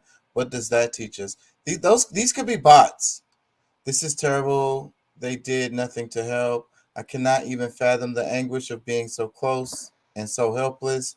There is an ample room in the inaction of ultimate failure of the police force to sue the force for negligence causing harm. So much for protect and serve. I just can't. America, you're failing your children." And Abbott sat there and lied, commending law enforcement on their swift action. The police did nothing for nearly 90 minutes. They all need to be held accountable, and while I'm at it, vote them out. Get them all fired. I'm sure those parents would have taken care of him. This doesn't sit right with me. What in the hell? Wow, are you serious? They're tough when there are no guns involved and treat the people wrong, but when it comes down to real deal, why don't they stop knowing there are kids inside? And a lot of these comments are very emotional, and like I say, some of this I think are bots. The ones at the top sounded like bots. And what was I gonna say? You wouldn't have wanted the police to let the parents try to get in there and deal with the situation themselves. You know what I'm saying? So you can't be mad at the police for that. They were keeping the parents actually safe. It probably would have just been more parents dead if they would have let them try to climb through windows or whatever. What do y'all think about that? Because one of the comments was saying, let the parents get in there. It's a shame that they didn't let the parents get in there. But No, No, you I don't don't want. think that was a good idea. But I mean, that's why like it's like the police officers are the people who should go in and secure the place because like I mean to me like there's a way like let's say you don't know how many shooters is in there. Okay, yeah, you still need to go in and secure whatever places that you can and say, okay, you can localize this issue where that you can at least make some plans based on Yeah, that's you know, common sense. but is I don't know, You bro. you always secure the perimeter. That's the first thing you do on any scene. Because I mean, having random parents just going in is gonna make it more chaotic. You know what I'm saying? And a higher chance of more people getting killed. Yeah, so you don't want the parents to get killed. So you're protecting them by not letting them run in there. I want to lighten it up a bit. I'm gonna come back to the topic because I got the Al Jazeera, but I want to do an in-between segment right here. What do y'all think about this? Oh, damn! Damn, I ran it. He know I'm cheating on him. What the? Oh, damn! Damn, I ran it. He know I'm cheating on him. What the? Oh, damn! Damn, I ran it. He know I'm cheating on him. So she said, my man paying my rent and he knows I'm cheating on him. So one of the things, proud, and she's proud of that. Yeah, exactly. That's exactly what I was about to say. That's what bothers me about the society is how we're so comfortable displaying like the ratchet, ignorant, stupid stuff. And it's like society makes fun of you for being smart, but it's totally acceptable to be totally completely ratchet. Like it's cool and shit. Like the thing to do.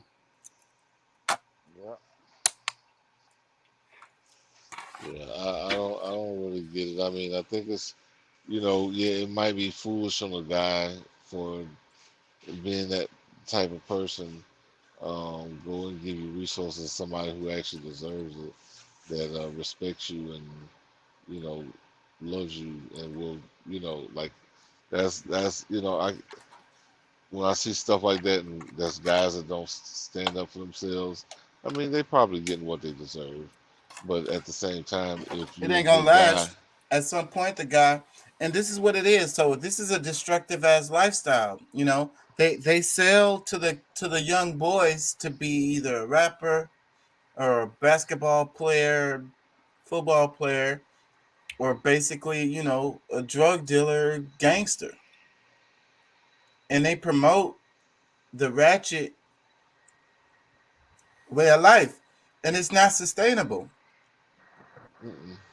Really, all of those I mentioned aren't really sustainable because not everybody is going to make it to the NBA. How many players do they have on each basketball team? Get the fuck out of here, bro. Everybody's kid is not going to the NBA, bro. It's not going to happen. So again, what I'm saying is not sustainable. So the girl who, she's fucking over the dude and he's paying her rent. How long is that shit going to last? At some point, her ass going to have to get a job or be homeless. Because at some point, the guy's going to be like, fuck that. And she's going to be like, well, I'll just find another dumbass. You know what I'm saying? Maybe she will, but in the long term, that's unsustainable. You know what I'm saying? Maybe it'll work all the way until you get a little older. Maybe your looks aren't as there as much as they were before. So maybe it doesn't work as well. You know what I mean? At some point, it's not going to work. It's not sustainable. Y'all get what I'm saying? Oh yeah, no. I mean, on the relationship side, no, it's not. But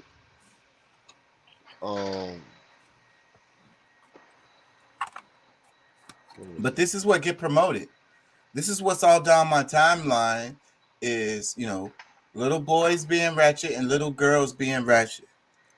And it's cool to fuck over your friends and loved ones and shit. And just to be totally like disrespectful and not caring about nothing. It's like, I'm winning. That's what I wanted to get to too, was like the title of the show is How May I Serve You? Because that's the way our society is. We're all about ourselves, and we're all about winning. So that's the reason why when someone says something like, how may I serve you? It make you feel uncomfortable because like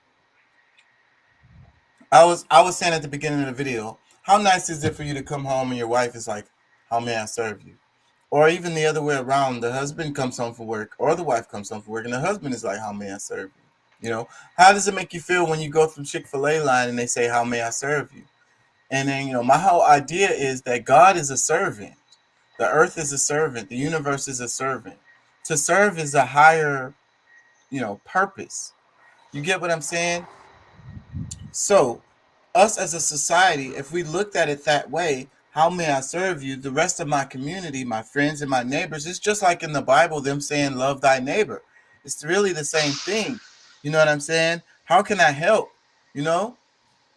That is where we need to focus on to fix the problems related to society. That's how we lead to people who's doing school shootings, because they're looking at the world through a totally individual way, and they can't see how the pain of other people's suffering causes them suffering. We all live in the same, it's like if you think of the earth as a house, we all live in the same house. You know what I mean? So if if there's suffering in your house, you're going to be suffering as a result of that. It's going to affect you in one way or another. Y'all get what I'm saying? Yeah. But I guess when you're really looking at the effects of it all, like my thought kind of went. I'll come back at it. Lost it. I'm gonna get into the Al Jazeera before I put y'all to sleep. We're at 2 hours, and I'm not gonna stay on that long anyways. I gotta work all day tomorrow. Let me see. Click. Yeah, I want to get into the Al Jazeera video. I definitely want to cover that one before we go. I think they did a really good job.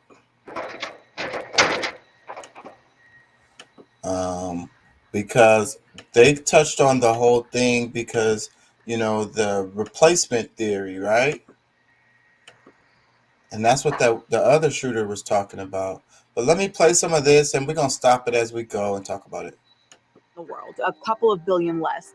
We could, if we had fewer people in the world, a couple of billion less, we could probably solve a few of the world's biggest problems, right? We could have an abundance of fed bellies, clean water. We would have less crowded classrooms, less carbon emissions destroying our Earth's future. Fewer people in this world would mean that there would be enough resources to make sure that everyone is fed, healthy, educated, and that our quality of life is so much better than it is today. Do y'all think that's true? No, I feel like the focus of like if all the governments of the world had a focus on togetherness, something that wasn't centered around greed.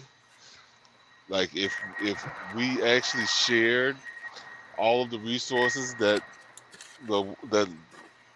God or the universe allows for all of us, that the universe allowed to have this amount of people on this planet at one time, like if we were able to share fairly, then we wouldn't have any issues. But no, there's we have trillionaires and billionaires that's trying to lock away all the resources that they can get for themselves and I guess the people close near them.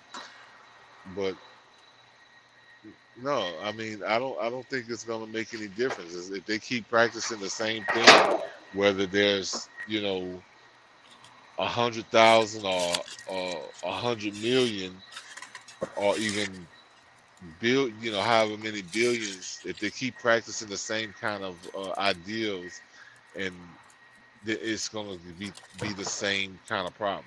Exactly, because it could be only 1,000 people, and I'm willing to bet that 20 of them is going to be controlling all the resources and all the They rest always of try them. to make it seem like it's some kind of scarcity, but it's not. There's an abundance of resources to go around for everybody. It's just that there's like right now. I mean, charging almost $6 a gallon for some fuel that's coming out of the ground that doesn't cost them more than $1 to process. A lot of that stuff was already processed. People think that this stuff happens overnight. This, drilling, tapping, converting crude into gasoline. This is a long ass fucking process. A lot of that gas was sitting there before these prices went up. And then they have pipelines. They're moving this shit through pipelines. So a lot of the shit don't even cost them that much to move it. Where the fuck are y'all getting these prices from? They just talked about Shell. They had the biggest fucking income profit margin in the first quarter of 2022 that they've had in like more than 10 years. Bro, I would say probably in fucking 40 years. Yeah, I'm just like, saying that to be safe, because I know I could say 10 years because I was reading some shit about it, but it may be 40 years. Yeah. But I mean, all this stuff is fake numbers. They're just charging more because they can. They're using all of these, like, 'cause for some people they're saying like they lost money during the pandemic, which it was not a loss. It's just that they didn't bring in as much income like they, as they maybe wanted to. But how fair is it for you to, all right, we didn't use all the fuel. Like, I can see, like, if they was giving away fuel last year for free and now they're trying to make up for it. No, you were making a profit from whatever fuel you sold last year, and because people were on lockdown and wasn't going places, and they didn't buy as much fuel as they were, the previous year. I mean, now you're gonna, send the country into, a frenzy of. I mean, pretty much people are deciding, all right, I'm gonna have to get exactly this amount of gas to get back and forth to work. So, so I can still afford to buy, a loaf of bread and some bologna to, just make it through the week. I mean, because that's how tight it is for some people. Let me play some more of this. I don't want this frame to be sitting here too long. That idea should sound familiar because it's everywhere. Headlines, TV, YouTube recommendations. The faster we improve health, the faster family size goes down. It's the idea. They make it worse by putting him in a video. I'm telling you. But did you hear what he said? He said, the healthier you get the people, the less people. Like, it's so stupid. That because so many people, especially in Asia, Latin America, and Africa, are having so many babies, our carbon footprint is increasing. And that just means more drowning coastal cities, never-ending fires, destroying wildlife, perpetual states of hurricane recovery, and increased mass migration. And so if the problem is framed as there just being too many people and not enough resources, then what's the solution if you can't create more resources or lessen the carbon footprint? It's fewer people, right? But is that true, that the answer to the climate crisis and a lack of resources is that impoverished families, again, across Latin America, Asia, and Africa just need to have fewer kids, that women just need education and birth control, and we're on our way to a sustainable planet? Or is the real story here about a monopoly on resources, about the scarcity it created for most of the world's population, about industry practices that are reliant on environmental exploitation? And have we instead been pushing forward a narrative that plays into age-old Euro-American ideas about eugenics, border policing, and which populations are deemed burdensome? Welcome to Backspace, where we tell you how the story's told in the headlines, and then we think about how we can tell it a little differently. I mean, most people know why the whole idea of bringing down population is even a conversation, and it's because the people who just so happen to be at the head of everything wants to stay in control of everything as long as they can, and it's easier for them to control less people than it is more. So, like, that's the real problem. Like, the quote unquote white people, if you want to say that, that's in power now, wants to continue to keep the power that they have, and it's I think you're right on point, and it's not even racial. It's not even racial from their point of view. Like you said, fewer people is easier to control. Period. Yeah. They don't care which color they are. No, I mean, because they want to get rid of white people, some white people too. Like, they want to get rid of a bunch of people, period. They don't care. Like, I mean, shoot, there's poor white people that they hate to even see. So yeah, fewer people, easier to control. So that's the bottom line. That's the bottom line. But she's gonna get into all of the aspects of this whole argument. It's really great. Let me play some more. But not even related to population control. She was just, because see, we're going to talk about eugenics. Anyways, let me let her do it. Like a lot of bad ideas, the basic premise of overpopulation and the solution to it come from an economist. In 1798's An Essay on the Principle of Population, Thomas Malthus— It's the economy, stupid. —argued that the larger the population is, the greater the stress on resources and the greater the occurrence of poverty.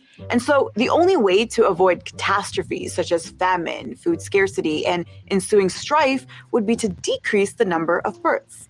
At face value, it seems logical, and at this point, very familiar. But it's an argument that has not only been more or less debunked, but relies on a premise we automatically believe is true because we've been told it is. And that invariably leads to looking at where the fastest growths of population are happening and asking, what can we do to slow this down? Researchers say there is a much better way to reduce our carbon footprint than driving hybrid cars, using energy-saving bulbs, and recycling. Just have fewer children.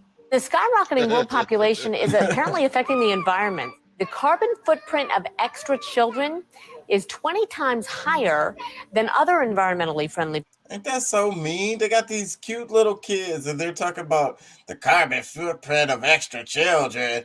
You had this cute, who had all these cute little kids? You're destroying the freaking environment. You should be ashamed of yourself. Practices. Climate change, the pressure of a growing population, 7 billion on our increasingly fragile planet. We have planetary limitations. But headlines and news reports won't call cities like New York and Paris overpopulated and struggling with resource distribution as a result of that overpopulation. Nor will they focus on the carbon footprint of these cities or other American and European cities. Even accompanying images in reports or articles about the impact of so-called overpopulation will, more often than not, consist of images of Asian, African, and Latin American populations. So the term overpopulation, whenever I hear it, I always want to ask, so, who in particular do you have in mind? Like, what kinds of people do you think shouldn't be here? That's the heart of the matter right there, isn't it? That's one, yeah. That's one way, one direct way to look at it. And why is it you feel that way? And this is where the far right and liberals end up meeting on climate issues, because of how we've chosen to understand and tell the story of the human-made climate emergency. For the far right, it's about protecting resources from those others.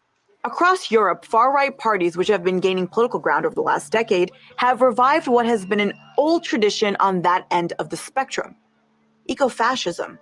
I think the only thing scarier than a far-right racist movement that denies the reality of climate change is a far-right racist movement that doesn't deny the reality of climate change, that actually says this is happening. Both the Christchurch and El Paso white nationalist mass murderers wrote manifestos that decried the so-called impact of overpopulation, specifically the overpopulation of immigrants, on the environment and on resources. The El Paso shooter wrote about how he wanted to stop the Hispanic invasion of Texas and that fewer people would mean that the American way of life would be more sustainable. He killed 23 people in a Walmart in 2019, injuring more than 24 others. The Christchurch shooter identified himself as an eco-fascist and wrote in his manifesto that immigration was in fact environmental warfare. He killed 51 Muslim worshippers at 2 mosques in 2019, injuring over 40. And while eco-fascism may seem very modern, it's actually rooted in something very classically American. The roots of ecofascism are traced back to America's progressive era, a period between 1896 and 1920, where social movements advocating for the betterment of society gained successful momentum and were led by upper and middle class white Christian men and women. Freaking progressive era, quotation marks. I hate the way they segmentize history, and it's one of the ways how they rewrite history. The progressive era wasn't black people, Mexicans, and Italians getting lynched at this time? What year is that? They said, what they say, 1890s to 1920s or some shit. Late 1800s, early 1900s. Oh yeah, definitely.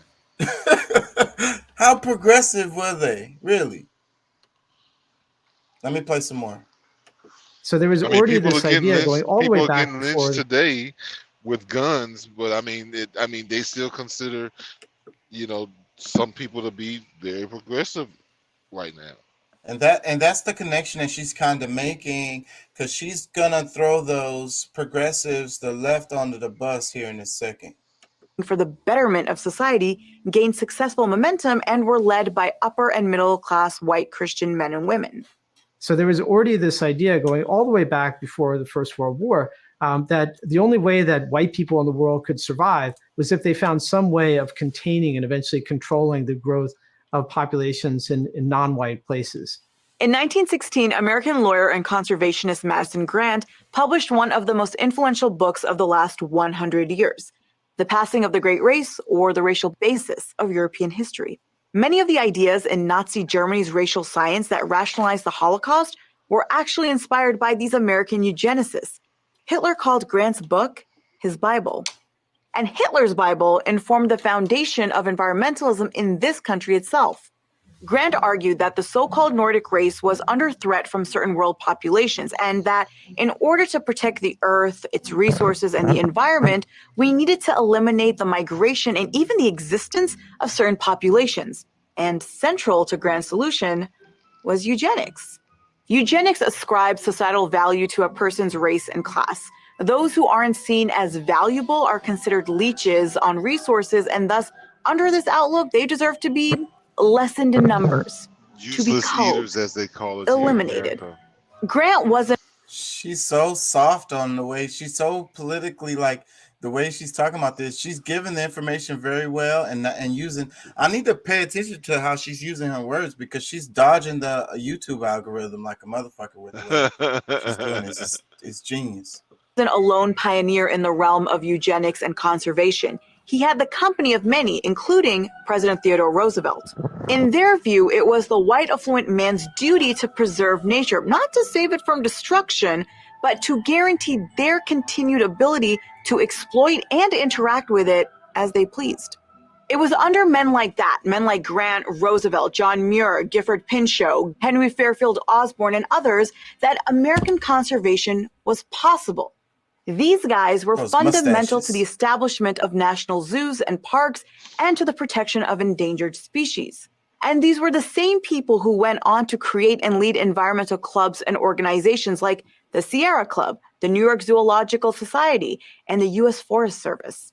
And of course, these eugenicist ideas didn't start or end with the conservationists. They proliferated across movements led by white Christian Americans in the late 19th and early 20th. Wait a minute. Hold on. I watched this video earlier, but something that concept she just brushed over it. She's going so fast, but something she just said made me think about something, because she's talking about how there's a connection between eugenics programs, the same people that did the park services and all of that stuff. So that's really interesting, because you look at a lot of the history, a lot of the big parks used to be black neighborhoods or you know, Native American Aboriginal areas, right? True or not? Central Park in New York historically was that, and they moved those people out of there and made it into a park. And there's so many other places. There's a story of a lake. I don't know what state it is, but they made it's a man-made lake, and it used to be a black neighborhood. Those areas of like Yellowstone, wasn't all of Yellowstone Indian country? I mean, I could keep going down the list. Well, yeah, and there's a lot of historical things that's left behind there that they don't want any and everybody to be able to see. They block it off and keep people from being able to tour it in full, so that they can, you know, because I mean, it's also like it's hiding history, as well as you know, keeping people that, you know, I guess after they have extinguished certain people from certain areas, to keep others from being able to go there again. Damn, man, it's so interesting. This thought is blowing my mind, because I never really thought about this, because I always felt like the park services and stuff was a cool thing. You know, I love nature, and I love, like in Houston, the way they've done the bios, and they've been building up around the bios and stuff. I really like it. It's so beautiful. And some of the areas around the freeways now, they're building around the freeways and kind of beautifying the. And they weren't doing this before. It used to be just grass on the side of the freeways, but now they're planting flowers and different kinds. I wish they would plant freaking fruit bearing and nuts bearing trees and bushes in there. I don't know why they don't do that. But even though they're just planting these damn useful, you know, useless as, they're not useless, but because they're providing habitat and all that kind of stuff. But and it's pretty. It's much better than the grass. The grass is just fucking like nothing, bro. So, but anyways, I like that. And I always looked at the park services, like Texas, not the Texas Rangers, but the Texas, what do you call it? They're like the ones Wildlife and fishery. Yeah, them shits. I always looked at that as really, because in Texas, even though we're known to be like anti-environment in a lot of ways, related to how, you know, digging for oil and stuff like that, and also the way we fucking pollute, because we just dump shit any fucking where. But in Texas, we have a lot of those parks, those whatever you call them, the right term for it, and they're all over the place, and they're beautiful. They're beautiful.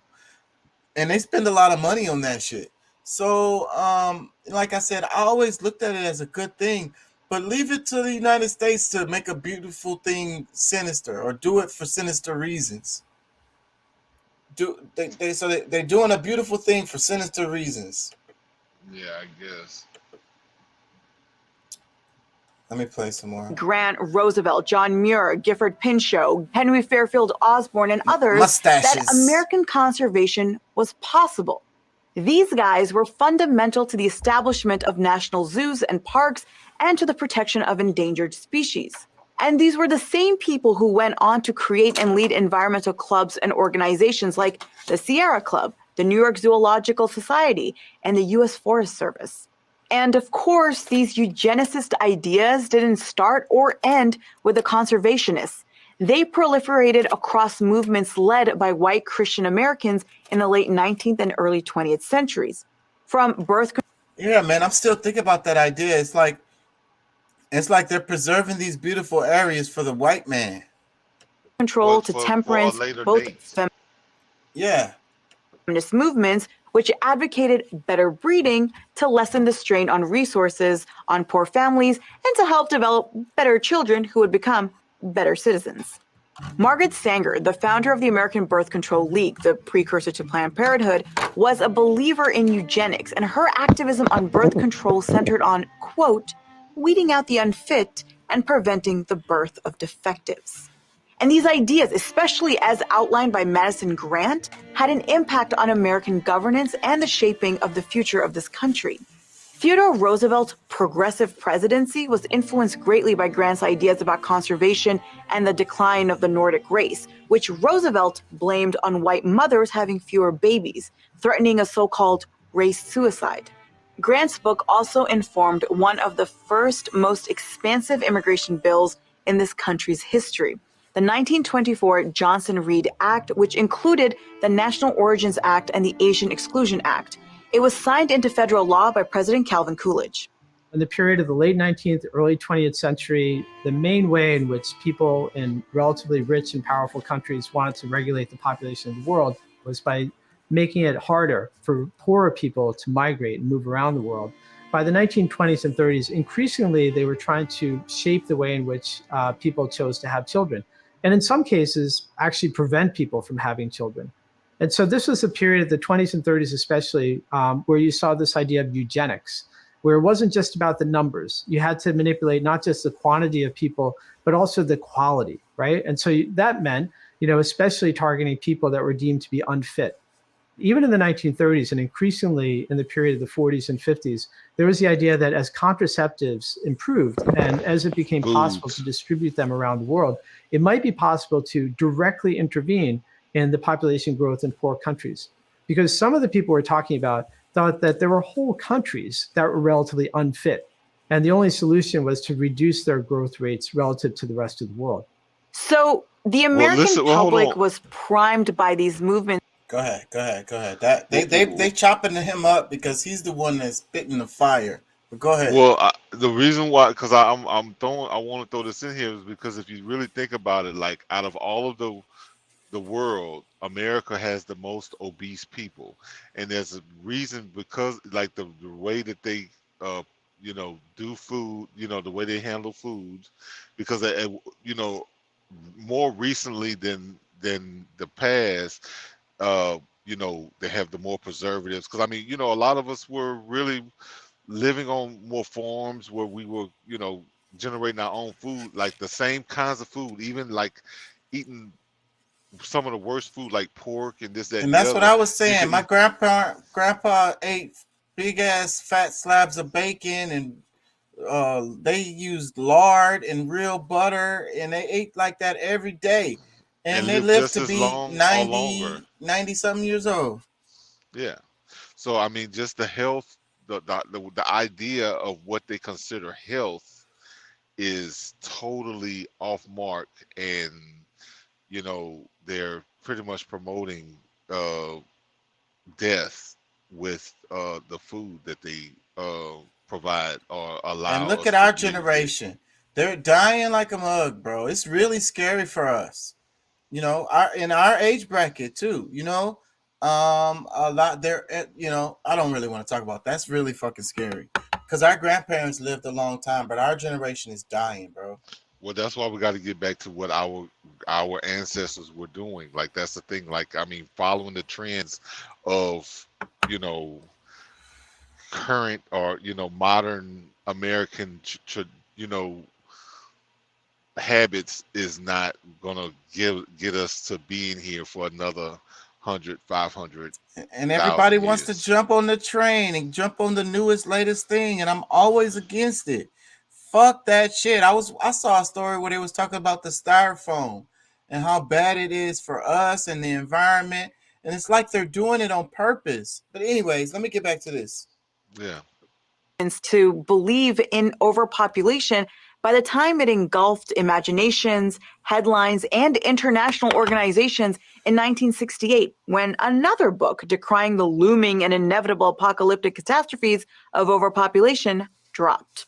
The Population Bomb by conservation biologist Paul Ehrlich. What would happen if we had a birth control miracle, a contraceptive, a population control miracle in the next 30 years, and all the people in the underdeveloped countries started reproducing just at replacement level? Virtually everything Ehrlich argues in the book was proven false, from 65 million Americans starving by the year 2000 to massive international famines killing millions more. None of it happened. But the book sold. But that's what sucks because it was a fear tactic. And that's what sucks about this shit, how it works every time. And then people forget about it. They they don't forget about what they said. They forget about, like, they don't point out that the dude was wrong. You know what I'm saying? But whatever other concepts, they still keep citing and quoting. And a lot of our science and even our history is based on this kind of stuff. It's so fucking frustrating that you could keep citing a debunked source. And it's like that with the news cycles, because the news cycles, the media don't never come back and retract their fucking story and be like, oh, our bad, we was wrong about this. If they do that, it's going to be buried at the end of their show real quick, or at the bottom of the article, and the people are not going to see that shit. Well, that's one of the things that, like, one of my biggest things is, like, the whole Darwinism, out of Africa theory, the evolution theories, like all these things that has been debunked, like nobody really like try to clear it up and change textbooks and things that has taught people for the last couple of generations, that idea to get it straight, to say, hey, we were wrong, this is more likely of what happened than what we told you back then. And like I said, they do, in their defense, they will do it, but it'll be buried. The what you're gonna hear is still all those Darwinism concepts. If they're not speaking it at the same tone they did when they first was teaching it, then they're not doing the justice. They're because they whisper. They're hiding a lot. They're still trying to, like, those who find it out. Okay, cool. But for the rest of y'all, we'll just leave y'all dumb, deaf, and blind. Because you're right. Because they yell it out when it's out, but then when it's wrong, they whisper it. And the majority of the people, especially people that aren't like very educated, are still gonna be on that shit as it's true and factual and science and shit. A lot of the thing about it, the worst thing about it is they knew it was bullshit when they were teaching it. That's what's so sad. I think a lot of people did, and they do that still to this day, and because they know people. Because the thing is, people want to believe this kind of stuff, so they just gobble it up. Like the shit about the way the shapes of the human skulls and black people was made inferior by the shape of their skulls, and they made that a science. It's a lot of people who still believe that to be true to this day, and it's been debunked. Well, when you find out that the African Americans have been on the planet longer than anybody, like they have the longest DNA sequence over anything else that they can find through history, they hide that as well. Like they don't want that to be, like to find out that that's the case. Like the people who are going through some of the most disruptions in the world right now has been on the planet longer than anybody else. Yeah, let me play some more. Sold over 2 million copies, and Ehrlich became a media sensation, appearing on The Tonight Show with Johnny Carson over 20 times. How much has the world increased in population, if you can say 10 years? Well, in 10 years, we're putting on 1 billion people. And it ostensibly had an impact on President Richard Nixon, who in 1970 introduced a bill creating a commission on population growth, citing predictions found in Ehrlich's book. And it is an impact that still can be seen today in the underbelly of liberal and progressive thinking on issues of the climate crisis, development work, women's empowerment, and resource distribution. See, bow. So she didn't leave out, she was working her way back to this. And it's like earlier where she was talking about the progressive area in the 1890s and 1920s. And, that era was also driven by the left. So you've got this here, and then it's like, again, the left is on that same shit, and then a lot of these people they're oblivious. At least the ones on the right are more aware. And I'm proud that you saw that. Like, I mean, I a lot of times I feel like you're in defense of you know, the liberals, the left, because I mean, you know, of course, a lot of them really run down the middle. I mean, Republicans and Democrats a lot of times see things the same way, but just, you know, I gotta.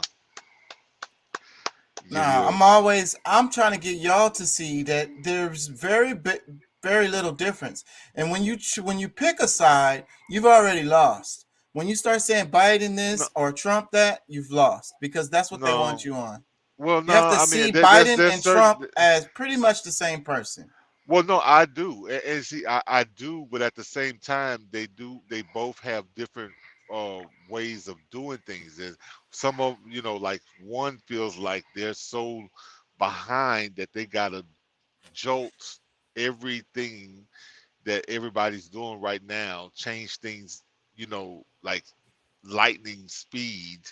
And others is kind of just like, okay, you know, hey, you know, we'll just do what we can do while we can do it. You know what I'm saying? Yeah, And but what I'm saying is, once we fall into that dogma, we are less critical of the side that we're defensive of and more critical of the other side. And we need to be critical of both and well, on but that's the the same thing. level. I might be more critical of another, but I am very much critical of both.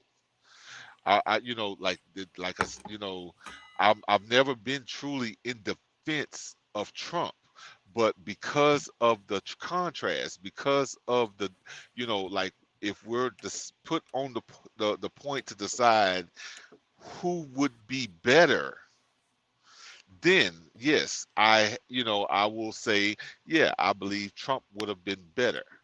Now, is he the best? No, I don't think that would be the case. I think there's a lot of people that would fit in that shoe way quicker than him.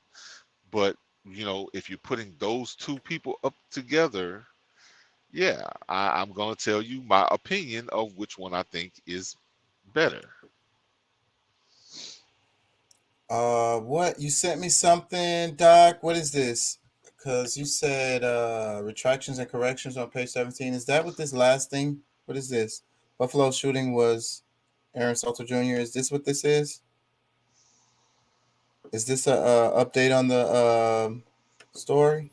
No, you guys were saying how, you know, they'll scream everything out loud on the front page, and then when you do their retractions and corrections, that's buried in like section C, page 17. Oh, yeah, exactly. Yeah, they whisper that shit, and it sucks because everybody still remembers the story, especially if it was like New York Times, just like the stuff what we was talking about with the heredity bullshit or whatever. And you know, it came from a you know, upstanding source. So if it's wrong, you know, they should scream that shit, but they don't. And then everybody, like a lot of people that's older, still believe in a lot of this really old stuff that's been debunked, but they don't even know it's been debunked because they haven't seen that shit. Well, yeah, and I mean, I end up having arguments with family members, my dad, who me and him always loved and respected each other, but because I'm coming with something he hadn't heard before, now I'm foolish. Where's the Doc? Where's the one I'm looking for right now? Where's the one with the guy with the water engine? I don't see it in the Did you send it to me on my through the messenger on Facebook? Because I don't see it.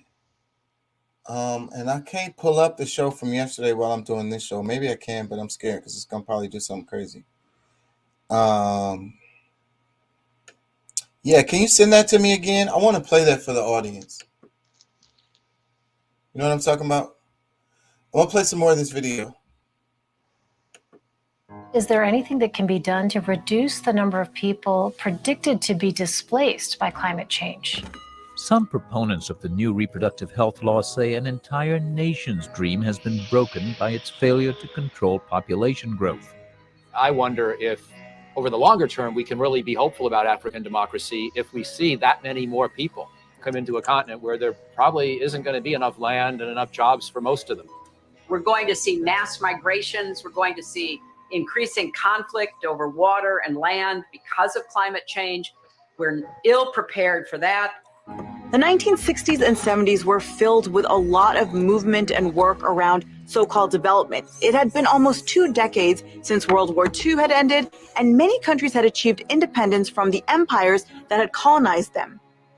Man, we chopped that up. The audience may have missed the point of the left using climate change basically in the same realm as eugenics, and basically not even being aware of that. Well, but that's a lot of a part of the lies that they've been telling, because I mean, yeah, there's some weather changing that's gonna happen. I mean, the reasons, we can get into that on a different broadcast, but either way, like, they're using all these things as tools. It's not really fully scientifically proven. It's more so theories and ideas that they've been able to use based on some science, but it's not totally like a real thing. There's other theories that outweighs what they have been saying, mostly widely in the media. But I mean, either way, I mean, if we really look at it, I mean, even with the population, they've done calculations where, even if it came down to the entire planet, everybody on the planet living today could live in the state of Texas. Yeah. Let me with play some more. with Lot you of- know, yeah, I mean, with ample with space for space. each other. Yeah, with ample space, and we could, like, I mean, and there's still the rest of the world that we could cure and fix, and other. I mean, Grow that's food just saying. or whatever. It's just Yeah, retarded. Let me yeah, play some more. yeah. You got it. You're right. Movement and work around so-called development. It had been almost 2 decades since World War II had ended, and many countries had achieved independence from the empires that had colonized them.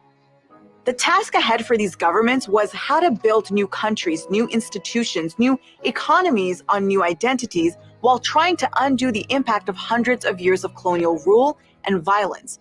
And where there is opportunity, there is exploitation. The US in particular had a fear that increased populations would lead to increased poverty in vulnerable nations and thus lead to the spread of communism. And so American foundations like the Ford Foundation and the Rockefeller Foundation led the charge among the UN, World Health Organization, the IMF, and the World Bank in creating and pushing development programs that had family planning at the center. It's always the same names, right? And but what I want is people to focus on when she's about to talk about it. Well, she just mentioned them: IMF, the World Bank, and I'll be trying to get the audience to understand the impact that they've had.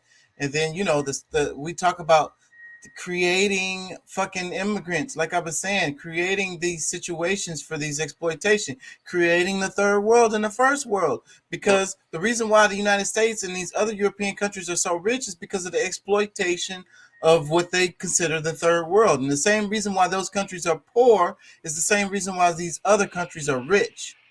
But listen, but we gotta also think about like what has been deemed reliable information, because I mean, if you really think about it, the American Medical Association, which was created by the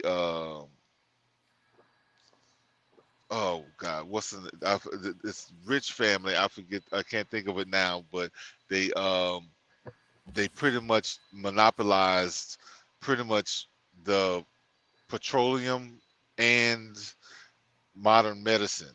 So all of these products that you make, that we now, is made to be, good medicine, because I mean, started causing people cancer. At least they started recognizing people getting sick, and this is what they now call cancer. Because I mean, I don't want to go through the argument that Right. that the cancer is new or that's not new or Right. whatever. But however, this is something that they recognize after these products are being put into circulation, that people are developing what we were calling cancer, and those very people who we'll do a study to see, and then they're doing studies for themselves, against themselves, for to tell people that no, our products are not doing that, and They don't finding- care anyways. Just make more money. Let me read Dyke's comment. He says, I've lived through the global cooling 70s, acid rain 80s, depleted ozone 90s, superstorms 2K, and not global warming, climate change. The only thing consistent is it's immediate danger, and only these new taxes laws will help. And then the taxes never go away. I really can't argue with that, Doc. I say. He also says China gets buttloads of benefits and less scrutiny on environmental and social issues because they are still classified as a developed nation. Yeah, so there's loopholes. Yeah, I want to go back to this because she's really finna touch on something very important. IMF, World Bank, and how this shit works really. Let me take it back just a second. And the Rockefeller Foundation led the charge Rockefeller, among the that's UN, World Health Organization, the IMF, and the World Bank in creating and pushing development programs that had family planning at the center. And the Ford and Rockefeller Foundations led one of the biggest and most disastrous population control programs under the guise of family planning and development in India. Who exactly elected those people?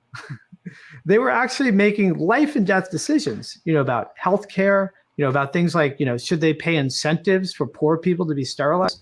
And just picture it, if you will. They're talking about how they're doing all these things, but in fact were really drastic steps, that led to gross human rights abuses. While China's... Let me explain this. They're brushing over this really quickly, but it's like the IMF and the World Bank, World Health Organization, you start getting money, they put stipulations on everything. So then they tell you how you can spend the money, what you can spend it on, and what exactly how you're supposed to do. And even all the way to the point of related to contraception and shit like that. Well, it was more so like because the Rockefeller Foundation, the Rockefeller family is the ones that I was talking about in the beginning with all of the medical, pretty much changing modern medicine into like what would have been alternative medicine into what medicine is now, because natural things that came from the earth was what we would use as medicine. And not even that long ago, like just our grandparents, and then that shit is like free. Yes, like about Practically just maybe free. over 100. Let's just say 100 years ago. Yeah, let me play some more. Disastrous and failed one-child policy receives a lot of deserved critique. India's sterilization program and the entire American-made infrastructure of it has notably received less of our attention. India had long been at the center of European and American eugenics conversation for being too populous. Human-made famines resulting from British colonial policies were blamed on the land not being enough to house and feed the Indians that inhabited it. And India, see how they create the problem, and then they basically create the solution, and the solution benefits them. Itself was seen as a policy guinea pig by both the British and Americans. Even Sanger, who I mentioned earlier, wanted to open up birth control clinics in the British Raj to test out how beneficial it could be to alleviating the problems of India. And there were upper caste Hindu Indians, part of the country's elite, many foreign educated, many part of India's Liberal Congress Party, who agreed with the colonial sentiments of too many people, but specifically with regards to the fertility rates of lower caste Hindus and the Muslim community.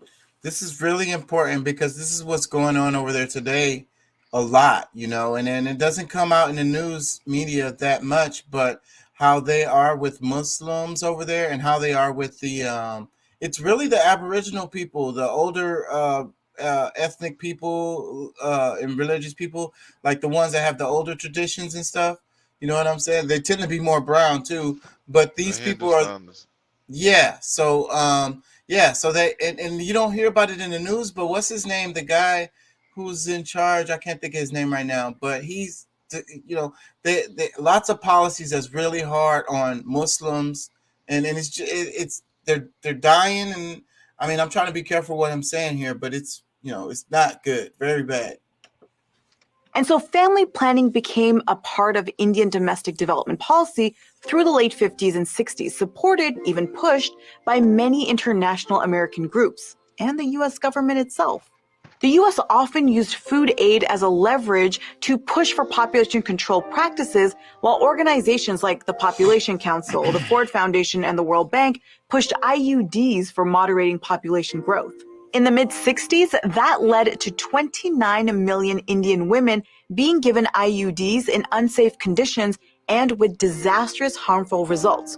Results like half of the women reporting prolonged bleeding, while others mentioned severe infections. And while the majority of sterilization... See, that shit is what's be happening that a lot of people don't talk about too. Like, I mean, because it's like, you know, these are official people, so the women trust them. And then and it's supposed to be for their health and safety and all of this shit.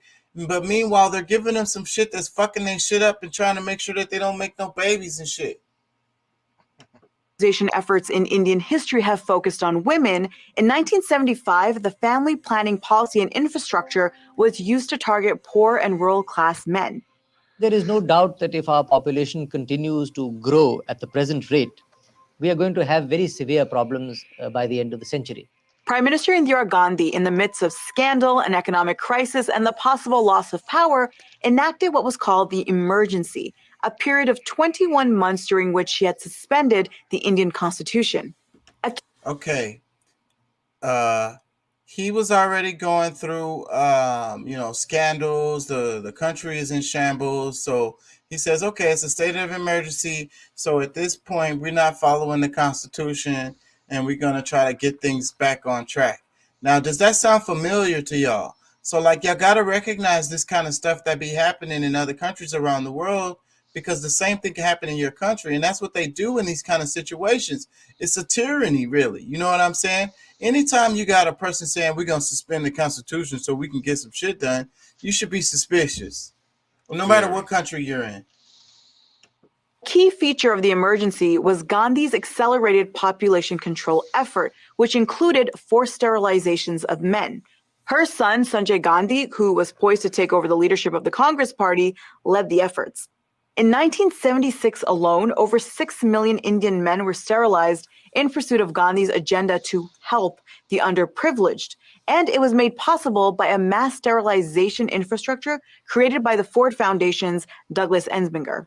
And none of this is of the past either. Reproductive rights and even women's empowerment development programs are underpinned with the belief that access to contraceptives and education, for women especially, will lead to fewer births in burdened countries. What we do between now and 2050 with education, with economic growth, with health and nutrition, that'll really set the course for moderating the population growth between 2050 and 2100.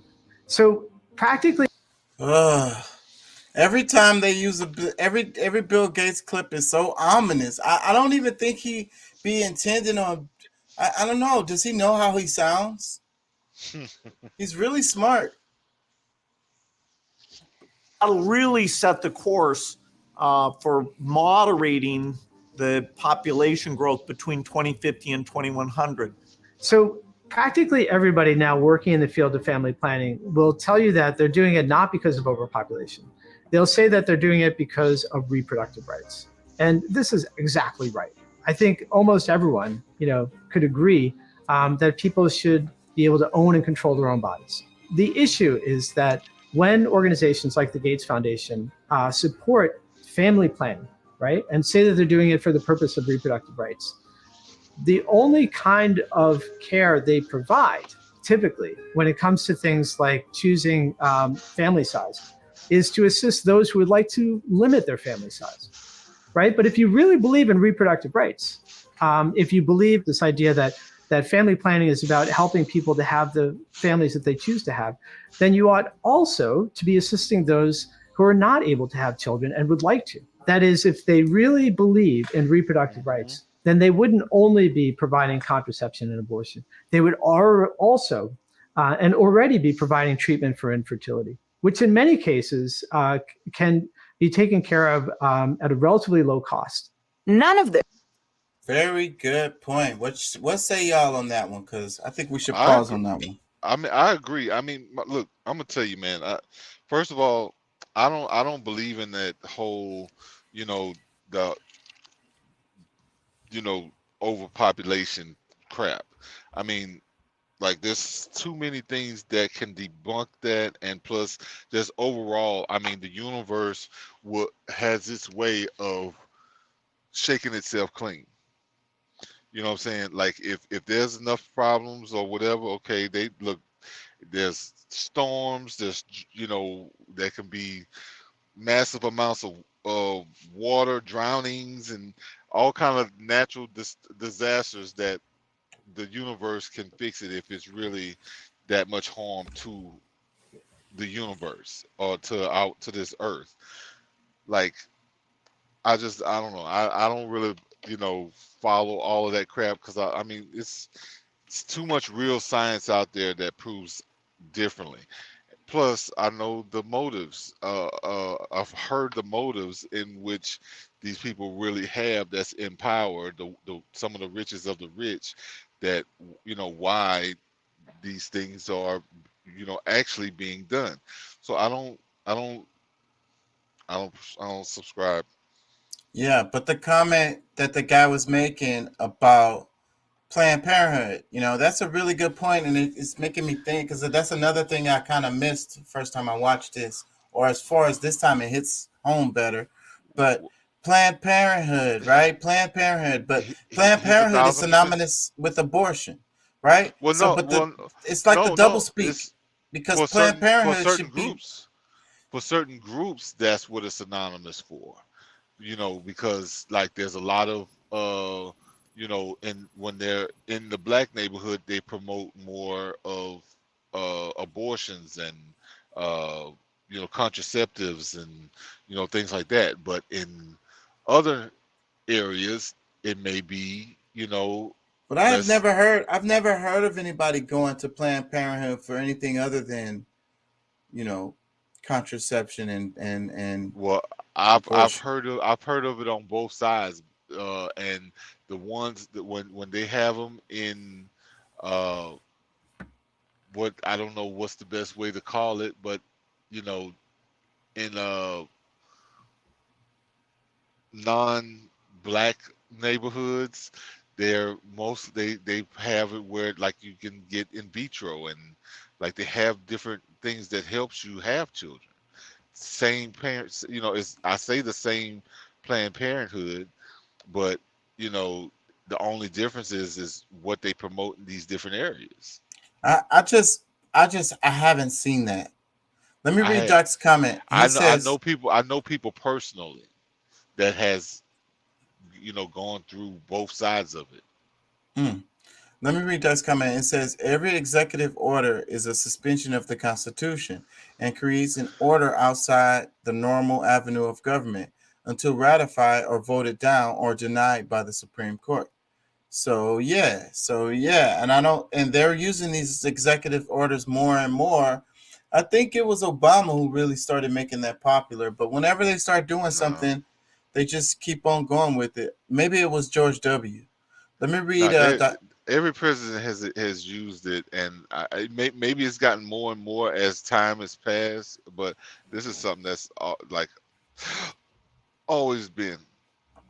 Let me read Doc's comment. He says, this planet has plenty of room if we can take care of the logistics of getting goods to people that need them, where they need them, and when they need them. Yeah, we said that earlier, right before you came on. Planned Parenthood is part of the U.S. eugenics program and was built up to help keep the poorer communities in check. That's what Pat is saying. But I mean, I know it's attacking poor communities and brown communities. I just haven't seen any evidence of Planned Parenthood being used in in something other than contraception myself. No, I mean, look, you can look it up. I mean, there's certain you can look at the ones that they have placed that, because they have what is it, in vitro, and where they can take the egg and fertilize it and put it in one person, take it from one person and put it into another.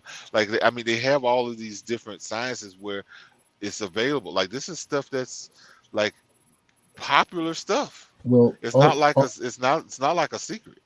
well, see, on the surface, Planned Parenthood is about helping you choose how to do your family, to not start one, how to start one, how to keep your family together, early childhood education. It's supposed to be about giving any and all options.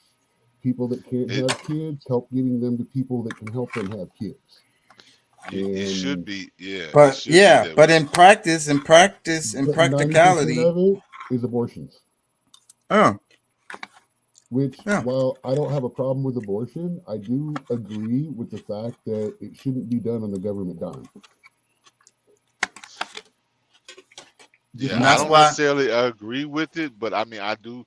Like I said, I believe that everybody has a choice, and I mean, how you live with your choices is up to you to deal with. You know what I'm saying? I can't, and those places are publicly funded. I mean, not publicly funded. Well, they're funded by donations. Let me play some Now, more. 45 cut all government ties to them until they no longer do abortions. And like I said, I agree. We were giving them tons of money, and they proved that they were funneling it to abortion clinics and not to other things. And like I said, I may not agree with abortion, but it's not my place. States' right issue, all that. But I don't think the federal government should be funding abortions. I mean, one way or another, how you feel on the issue, it shouldn't be something that the government should not be forced to pay. We should not be forced to pay for that kind of a mistake. Well, yeah, I don't think the government really funds it. And maybe I'm ignorant on that. I don't know, but I don't think that the government funds it. But I'm wondering, like, should the government be able to really stand up and tell you whether you can or can't have one? Yep. Right. See, that's where I think that they should leave they should stop fucking around with Roe versus Wade. It is a good compromise, but in the middle for both sides. First trimester gives the mother a chance to decide intelligently what they want to do. Second trimester is about health, or find out if there's something wrong with the baby. And no things reason like for a that third any other trimester. time. And the third trimester is if it will cause direct harm to the life of the mother. Yeah. And to me, like, anybody that's undecided past the second trimester, like, okay, there's something wrong with you. Yeah. Somebody But, needs this is Houston. They'll get to the second trimester. It's August. Fuck this. I don't want to do this in this heat no more. Get rid of this motherfucker. It's all about personal comfort now, remember? Yeah, individualism, selfishness. It's Babylon. Yeah. This is to say that having access to birth control or even girls' education is eugenics. It is to say, however, that even those who have presented themselves with the best of intentions for the development of impoverished and struggling post-colonial countries have done so based on beliefs about populations rooted in the same ideas that were foundational to 20th century fascism. If the climate emergency is going to be the defining crisis of our time that impacts everything from migration to food security, then we're going to need to find a way to talk about it without casually strolling into the trap of the overpopulation myth, a myth embraced by the far right and propelled by the most liberal of our institutions. So, how do we do that? How do we avoid falling into that trap? It's actually quite easy. But it involves first an honest reckoning with the history of environmentalism and who is consistently given the mantle of public and international policy shaping, as well as dictating how we talk about it. We now realize that the disasters that continue increasingly to afflict the natural world have one element that connects them all: the unprecedented increase in the number of human beings on the planet. It's so painful to hear David Attenborough say that. I love that guy so much. I've seen so much of his work. But it's not surprising hearing that come from him because he loves animals. So, and people do kind of suck. So when it was considered politically incorrect to mention it, and I was determined to mention it, I decided to call it voluntary population optimization. She's another one I look up to a lot too. And being that I'm an anthropology student, she pops up all the time because of the work that she did with what were they? Gorillas? The great apes. She did a lot of work. I can't remember exactly which ones they were. Chimpanzees. I don't know what they were. They were I think they were chimpanzees. And she did a lot of work with them. Go ahead. What you say? Let me ask this because I'm just this is just something that just kind of struck me just in the moment when you were saying like humans suck, but I mean if it wasn't for humans and being able to domesticate some of these animals, these dogs, these cats, and this, that, and the other. I mean, these are animals that would just totally be just another beast that would be like very vicious, most likely very vicious if it wasn't for somebody spoon feeding them and actually bringing them into a home and showing them. Man, as a cat owner, I do not stand 100% that we have domesticated cats. I'm leaning more toward they domesticated us. Yeah, I don't think cats were really domesticated either. Dogs definitely. Cats, I don't know. They're one of the animals that can completely go wild right off the bat. Like you can let them go, and some cats can just be fine. I mean, you could do that with dogs too, but cats are just very different. Like they anyways. But what I was saying about people suck is that like, and it's good that Doc mentioned the cat. I love cats. Like I prefer, I'm trying to be careful here and not be offensive, but I ain't gonna lie, I prefer the company of a cat over most people, bro. I'm not saying I want to depopulate the planet. I'm just saying I like I like cats more than people. They're more honest. A cat is more of a relationship, while a dog is more of a follower. Right. Yeah. And it speaks to the kind of person. No, if you like that thing, when you get home, doting on you, loving you, rub, you're a dog person, and there's nothing wrong with that. If you get home, they walk up, they go, hey, yeah, hi, and they turn their butt toward you and walk away like they don't care. That's a cat owner. I mean, that's me. I like cats because dogs be wanting way too much attention and like, oh, I'm so happy you're home. Oh, you want to play with me? Let's play. Let's do some stuff. You come home, the cat is like, oh, you here again? Did you put some food in my damn bowl? Fuck out of here.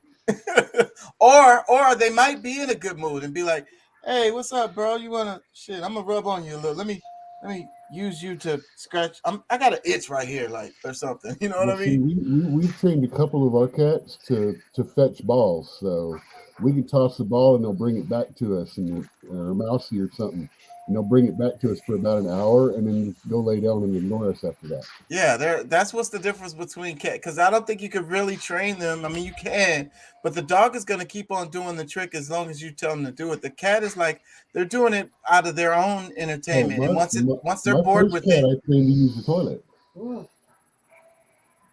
It would go poop on the toilet, hang itself over the edge, and poop in the toilet. Pat said you gotta go, and I think that's so cool. I always wanted to train a cat to do that because I've seen that before, and I even did a bit of research on learning how to do it because I was gonna do it, but I never got around to it. But you really need a second bathroom, especially if you drink a lot and wake up in the middle of the night to pee. You will forget to pull that tray out, and you will hit it, and it will splatter all over you, and that's not fun. Gross. And that's one of the things I don't like about cats is the damn litter box. If it wasn't for the litter box, cats would be like the perfect ass pet. But the damn litter box, man. And like, how do you deal with that? With some cats, I would let them poop outside. Anyways, we're off track. Self-cleaning robot litter box. Look it up, man. They range from $50 to $300. They jump in, they jump out. It cleans for it. You just have to dump the container every now and then and it puts it into it. Yeah. That still sucks. So that's why I don't have no cats right now. I don't have any pets really. And fucking changing out the litter box is a big reason why. Let me play some more of this. I think this is the end of it, or did I already end it? I know this is very close to the end. Oh yeah, the guy's gonna make a sum up ending. Okay, let me let him sum up his point.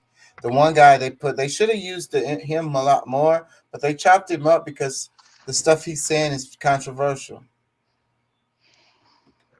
Billionaires have a vested interest in philanthropy that not only obscures their own role in exacerbating the problems they position themselves to be the saviors of, but also sustains a need for them. In other words, instead of a glorification of Bill and Melinda Gates, billionaires and their philanthropist organizations having the unchecked, unelected, vast reach and impact on issues of reproductive health and education in already exploited regions, there should be a questioning of it. Better coverage also begins with being accurate about the causes of the climate crisis, about who is responsible. Because when we talk about how the world is too populated, it assumes that all people live equally and thus have an equal impact on the environment.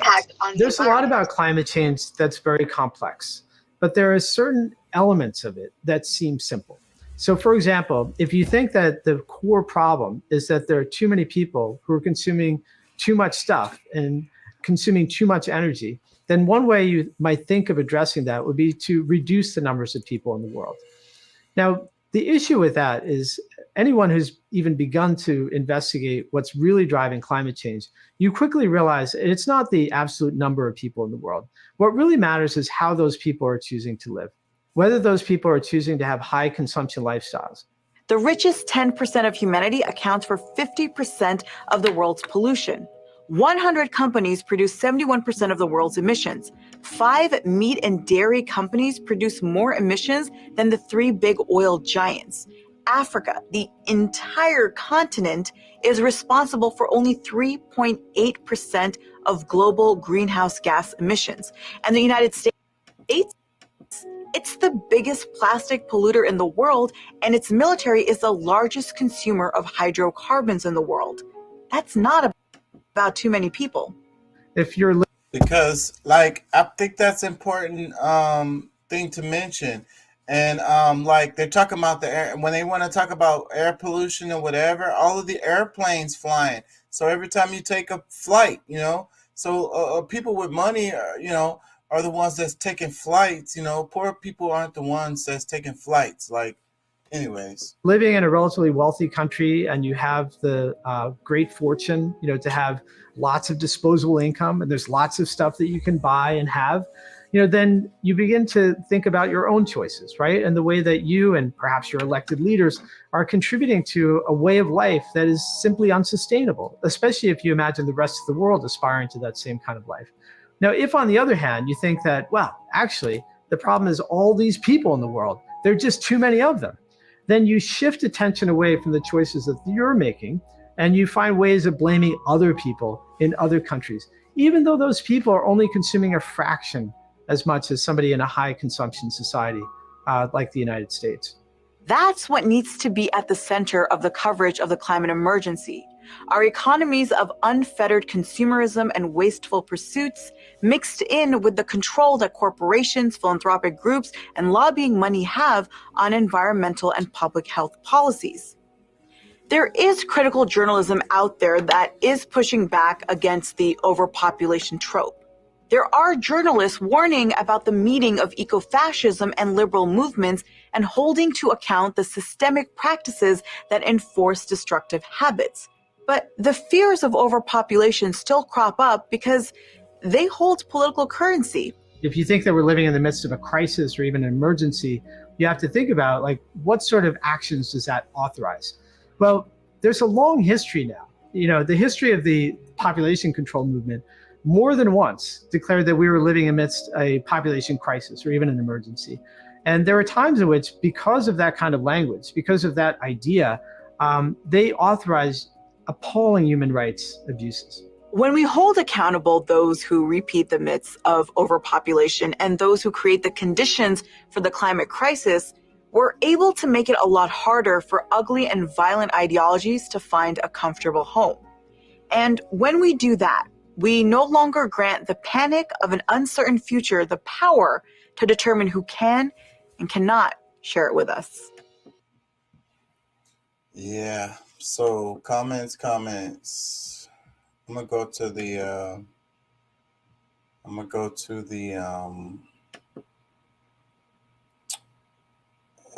video Doc sent. Facebook will ever come up. It's going so slow.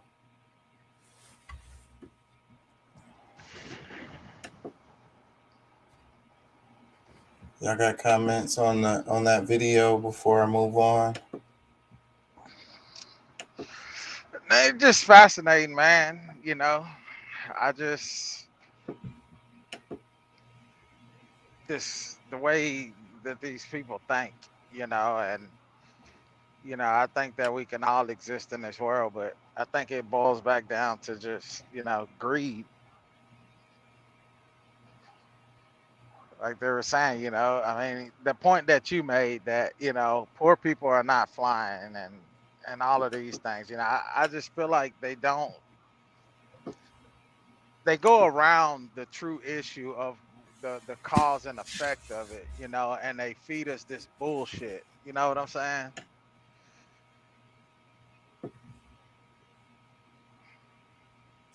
Yeah.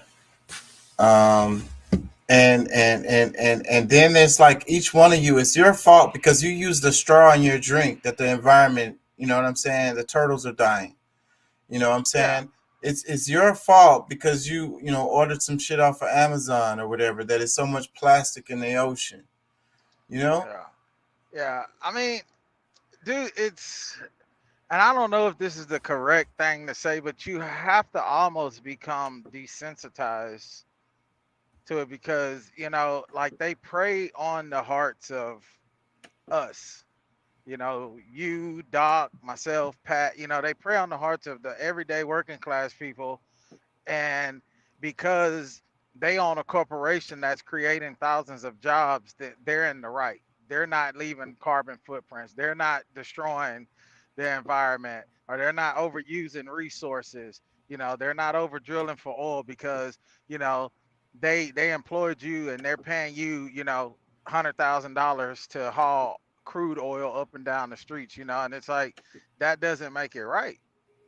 It's the same thing, but they put that burden on the shoulders of, everyday people, like it make us feel as though it's our fault, or we have to change the way that we live our lives.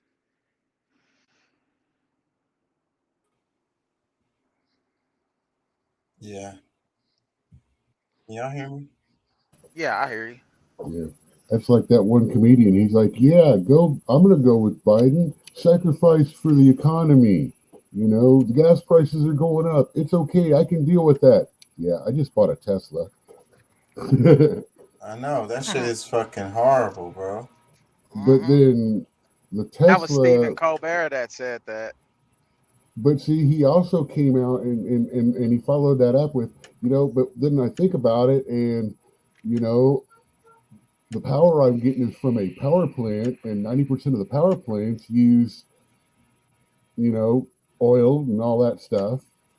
So he's like, I guess, I don't know. I like the way he bit both sides on that one. Well, the funny thing about this powered cars they're pushing us to is they're hiding another $1 trillion, multi-trillion dollar expense in our power grid. Because right now, if we put, and say there's a cul-de-sac that's got 10 houses on it, our power grid could handle no more than 3 of those houses being set up with those power walls solar and the stuff you need to charge those cars. Our power grid can't handle it. They're not mentioning that now. That's one of those prices that's going to come up, and they're going to go, oh, well, you know, we didn't realize that was going to happen, and blah, blah, blah. But it's in there, and that's in all of this stuff that they're spending on their new green energy plan are these hidden price bombs that once we're committed, we can't back out. We're going to have to do it. I sent y'all a video that's kind of related to this. I don't know. I think it was John Oliver, but they were talking about how, you know, in most of the places, the electric company is a monopoly, like, and it's because of the startup is so expensive. Anyways, long story short, these companies push against, you know, people the ability to make their homes solar paneled and subsidize the amount of that they spend, you know, for power every month. And so I think that's a part of this, because, you know, if these companies didn't have such an ironclad monopoly, then the homeowners could retrofit their homes in ways that won't have a burden on the grid. Because you're right, these cars got to be plugged up, and the power has to come from somewhere. Solar energy, you have to have a power wall. You have to have batteries and things like that. Connecting it into the power grid and everything is actually a little more difficult to do than just plugging up a normal house. The power grid has to be able to handle it. It also has to be able to handle the backwash. Like if I produce more energy than I use, they have to buy it back. It comes back, but the power grid can't always handle that back. You know, that, like I said, there's a lot more to it than just, you know, building some things and making a couple of wires. I mean, it's. But what it comes down to is economics and greed, race to the bottom, profit, monopoly. You know what I'm saying? Because see, that's just it. They're doing all this and they're not letting you know about this thing. Meanwhile, they're already cutting off other forms of energy, older forms of energy. They're trying to choke and cut that out, which, by the way, if you look at the headlines, we have revoked drilling leases. A whole bunch. Biden revoked a whole bunch of drilling leases just recently. So on top of them making it harder to get them, they're now shutting more down. So U.S. Energy is going to be reproducing less oil now. Just to let you know, we're going to hit $7 a gallon before this is over here in Houston, or at least $6.50 here in Houston before this is over. Fucking ridiculous. This is my prediction. Like I'm predicting this, like I predicted these two bad things that have happened recently. I'm not gonna argue with you because you're probably right. So, but damn it, I lost what I was gonna say. Oh, I remember when I was a kid, when all the calculators were solar panel, like they was like all the solar stuff came out, and it was like, this is gonna be the wave of the future. Everything's gonna be, you know, solar powered and shit. And it's like that shit all went away, and it never happened. Like, but back then, everything that was coming out was that had those little strips on them. You know what I'm saying? And now those solar power calculators, I pulled one out after 20 something freaking years, and it's still lit up. And these things today, these solar panels, we got to replace them every 4 years. Like, what the fuck? That's another thing. And then you can't even find those calculators. Can you buy those in the store right now? Probably all the ones you can find are old. Walmart's got some, you know, dollar stores like Dollar Tree. They've got some in the old style. I mean, I don't know if they'll last 20 years like the old Casios did, but, you know, they've got that, just that little hole with the strip behind it and work like normal. You know, put a flashlight on it and it lights up. And that's my example, bro. Like, that's what I'm trying to say, because you're saying, okay, they got to set up the firewall or whatever, the pack to hold the power and connect it to the grid. It's not that complicated. It's not that simple. But this technology has been out since I was a little kid.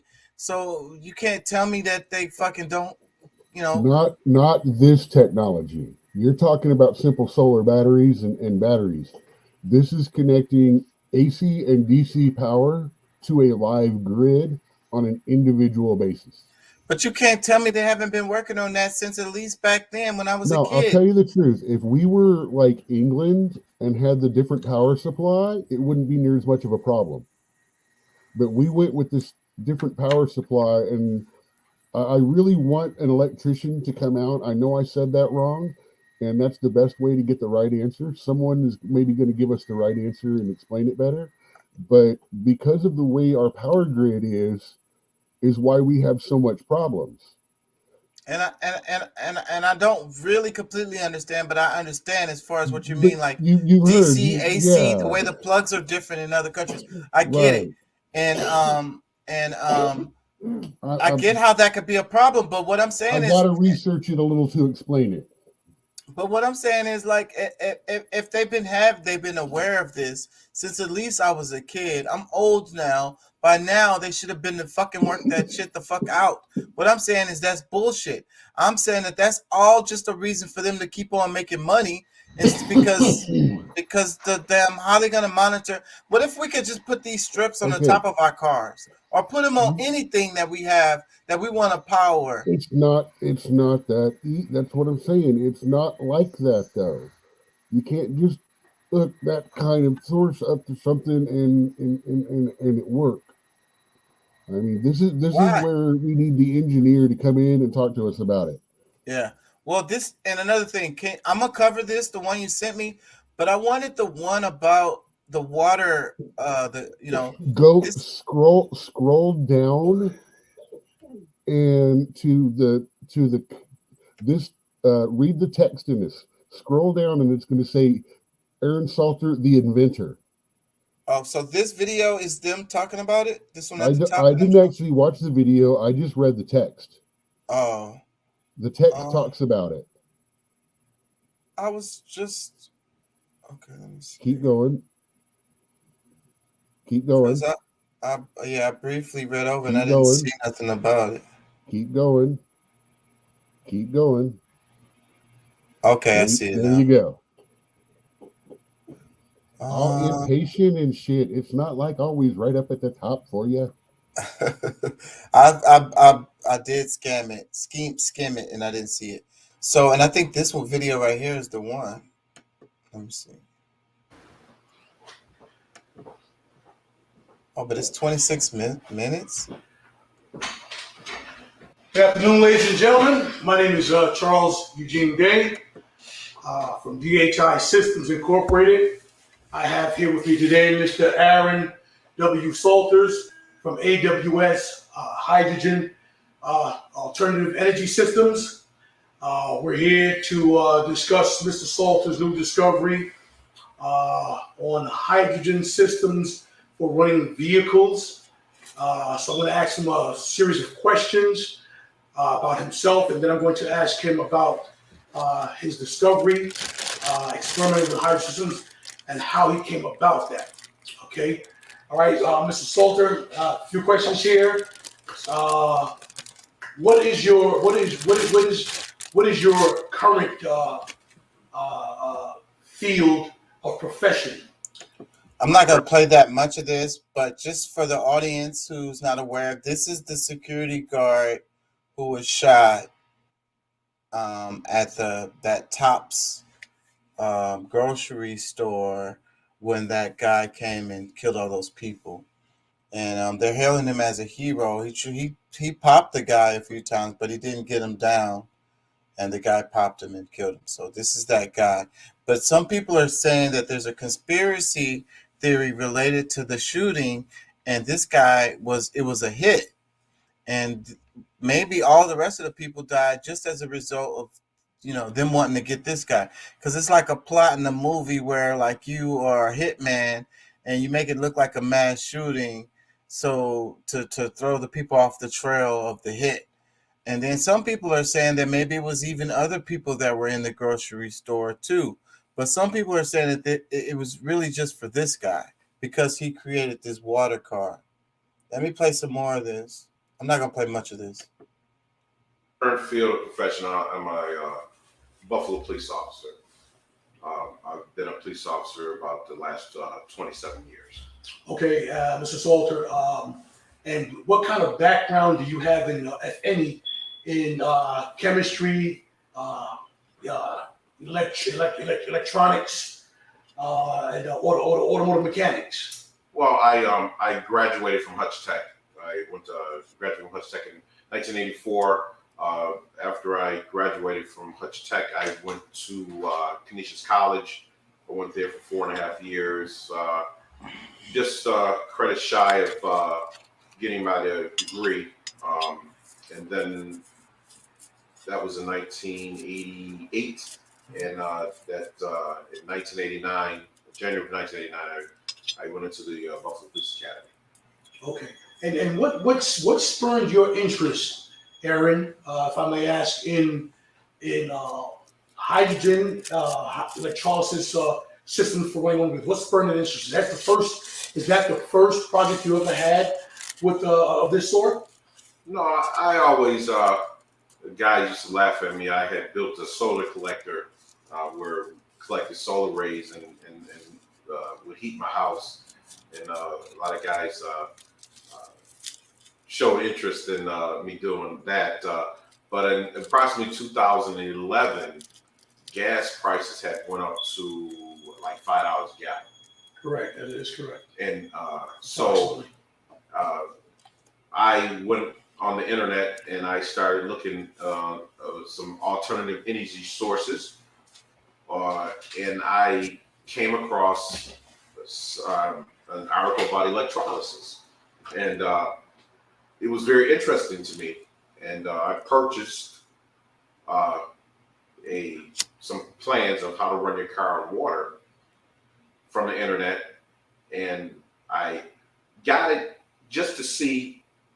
I was skeptical myself. I didn't believe that it would work, but I just wanted to see, if you could get hydrogen from water.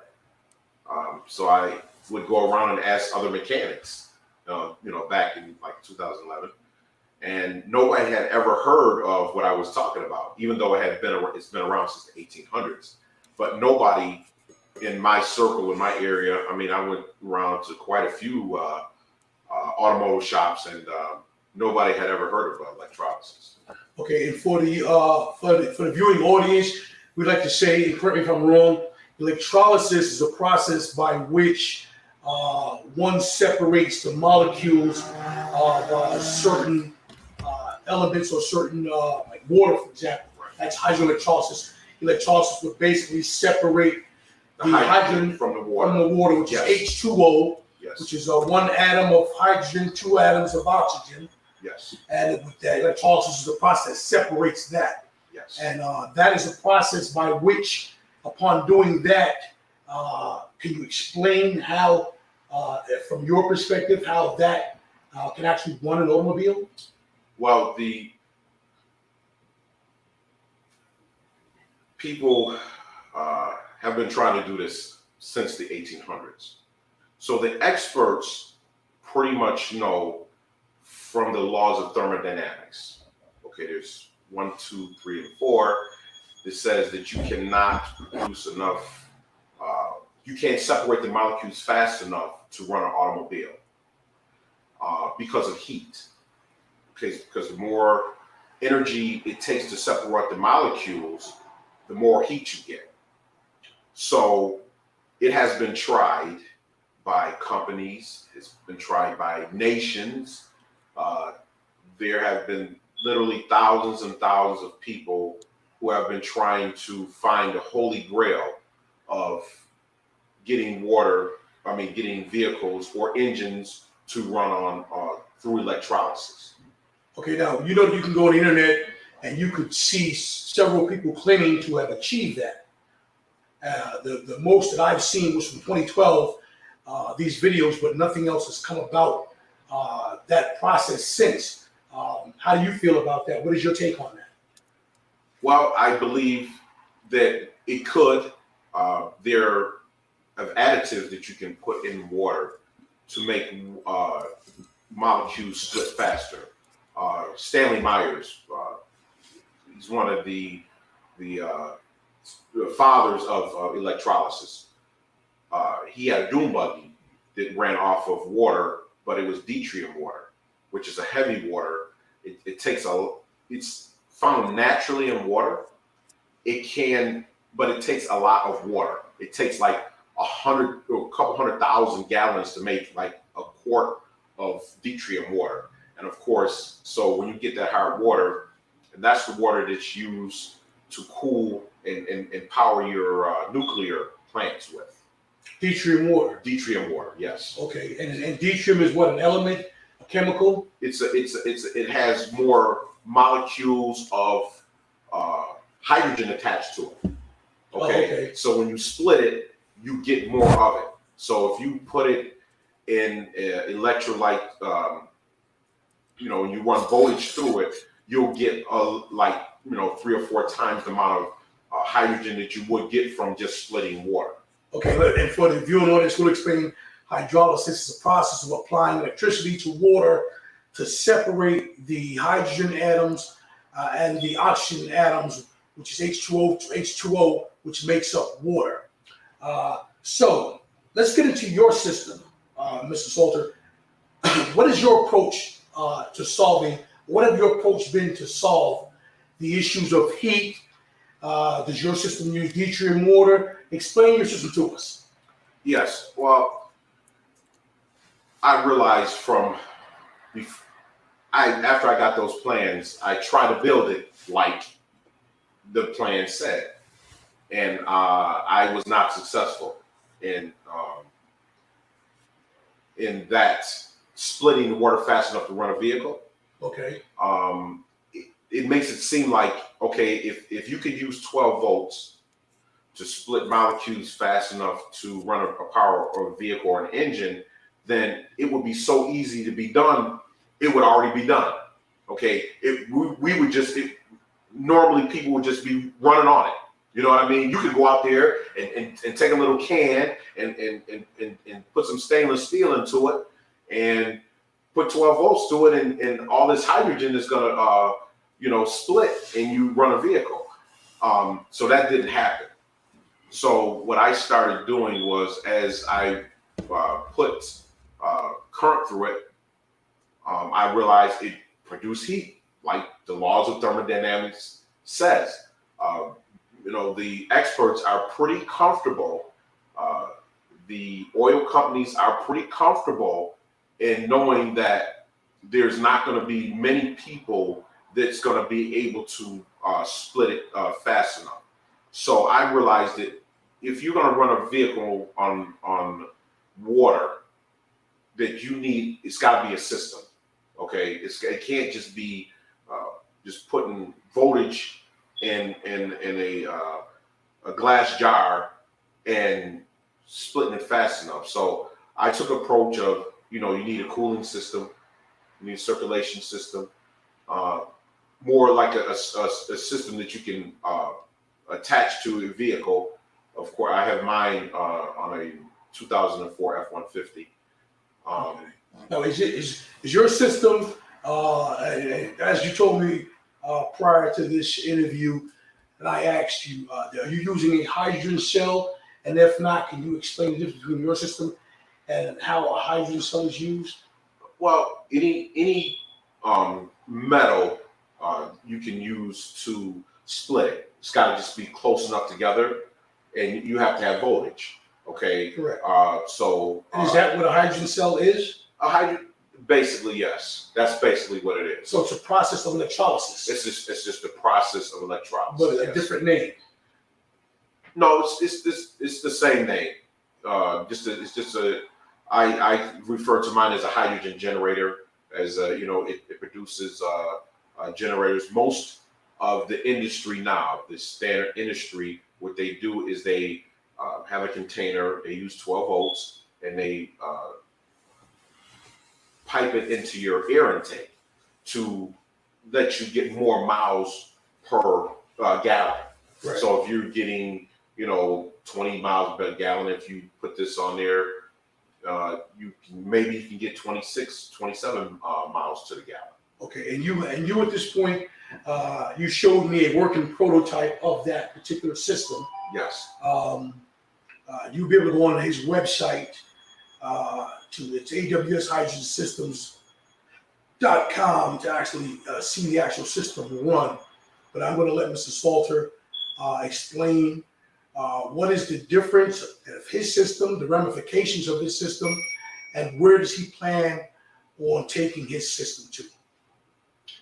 Well, what I discovered on my system is that in 2011, when I had was doing electrolysis and just finding things out about it because it had never been done before, and so I mean I really didn't have anything to reference it to. And that was around, I want to say April, so about September-ish of that year. Oh, which year is that? Of 2011. Okay. The winter time is approaching, and so what I did was I took the water out of my system. And so that year, 2012, it was in March, and so I was trying to perfect the system that I was using, and so I put water back in my system.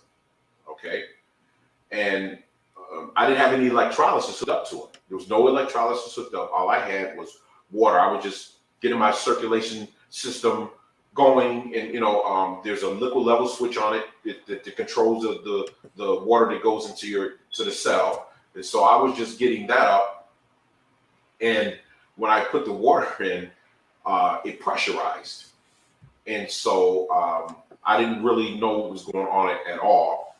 But I figured it was rehydrogenated hydrogen that was in the system.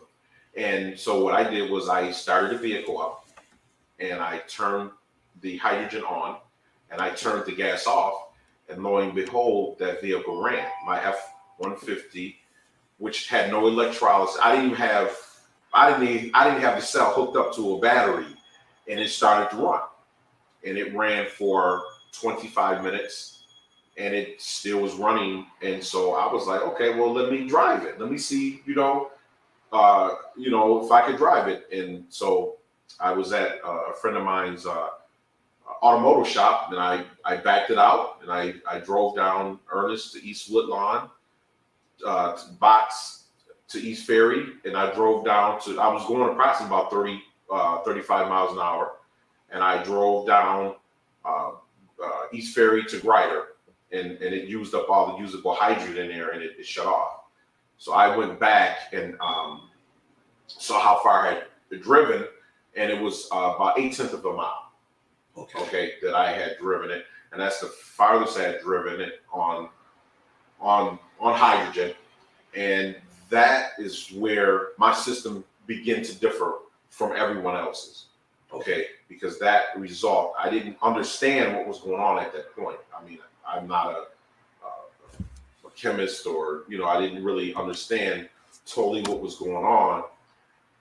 But seemingly, I'm able to run my vehicle without any electrolysis, as you were able to witness about a week or so ago. Okay, and then what kind of length of time can we run this vehicle? Can that vehicle be ran without electrolysis before electrolysis have to kick in? Well, if you start the engine, and basically I think that's enough. So it's like crazy, because what the conspiracy theory is kind of saying is like everybody who does this dies. Everybody who comes out with this or actually makes it dies, mysteriously or whatever. And I think that's interesting. That's why I wanted to highlight it. Now, is that true? I don't know. So, but this is the guy. He clearly made that thing, and he clearly died. So that is true.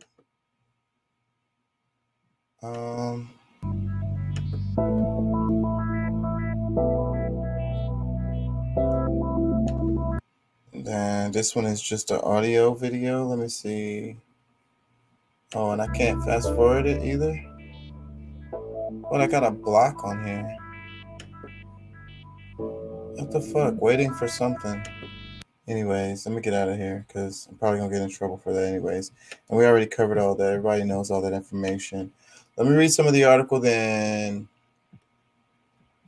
This is Cairo 7 local news. The title is Buffalo Supermarket Shooting. Who was Aaron Salter Jr., security guard killed by a gunman? That's the video that I was just playing for y'all. The guy who was talking about the water powered car. That's who Aaron Salter is for the audience. Somebody popped in. Who's this? It's Deuce me, still bro. here? Yeah, it's Thought me you was coming gone. back in. Yeah, nah, they told me to hold off.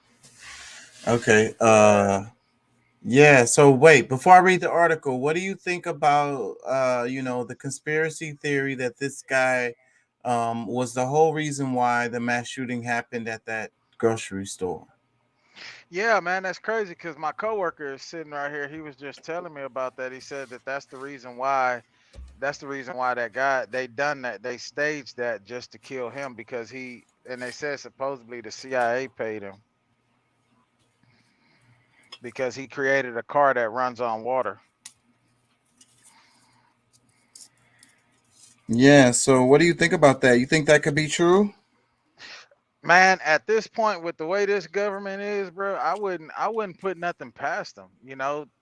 To even think of something. I mean, you think about it. This guy's creating this at a time where you got BP and Shell and all of these big oil companies that are making record number profits right now.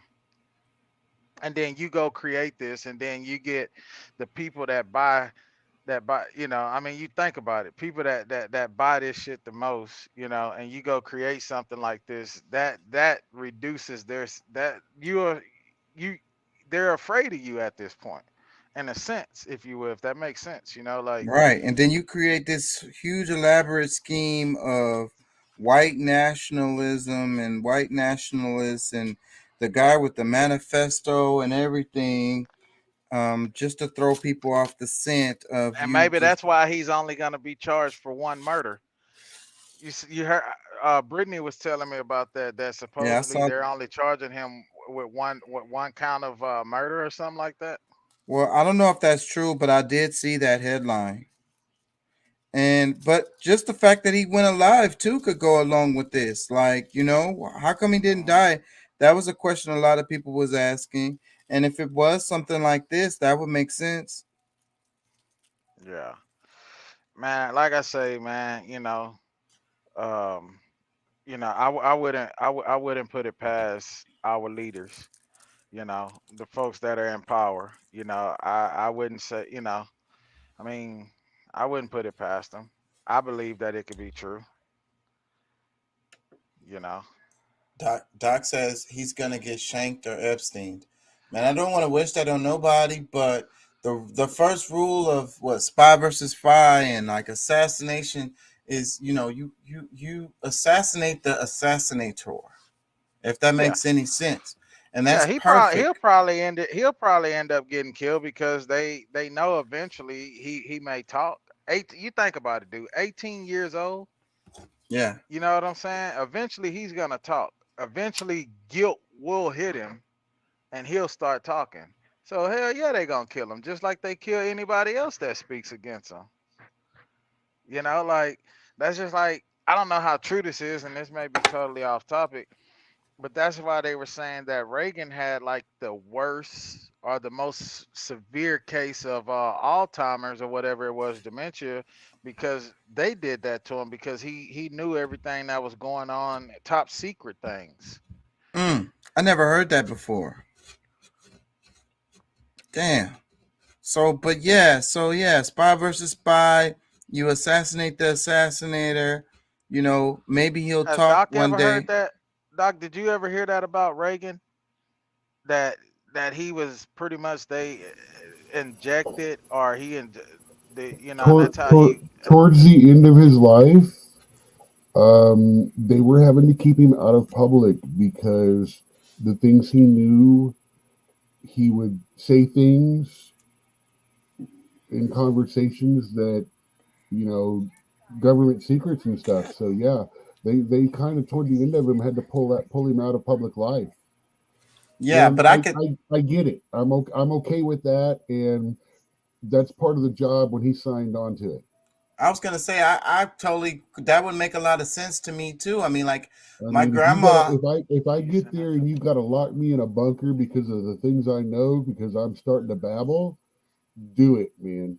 I Yeah. wouldn't have gone along with it if I didn't agree to it. Right. And my grandmama had Alzheimer's, so I know how it is. So, but what Deuce was saying though, that maybe they did that to him purposely to is that, am I right, Deuce? Is that what you were saying? Yeah, they I've heard people say that they done that to him purposely to basically in a way to shut him up, like he wouldn't supposedly quote unquote wouldn't remember Let me because check he Conspiracy Net.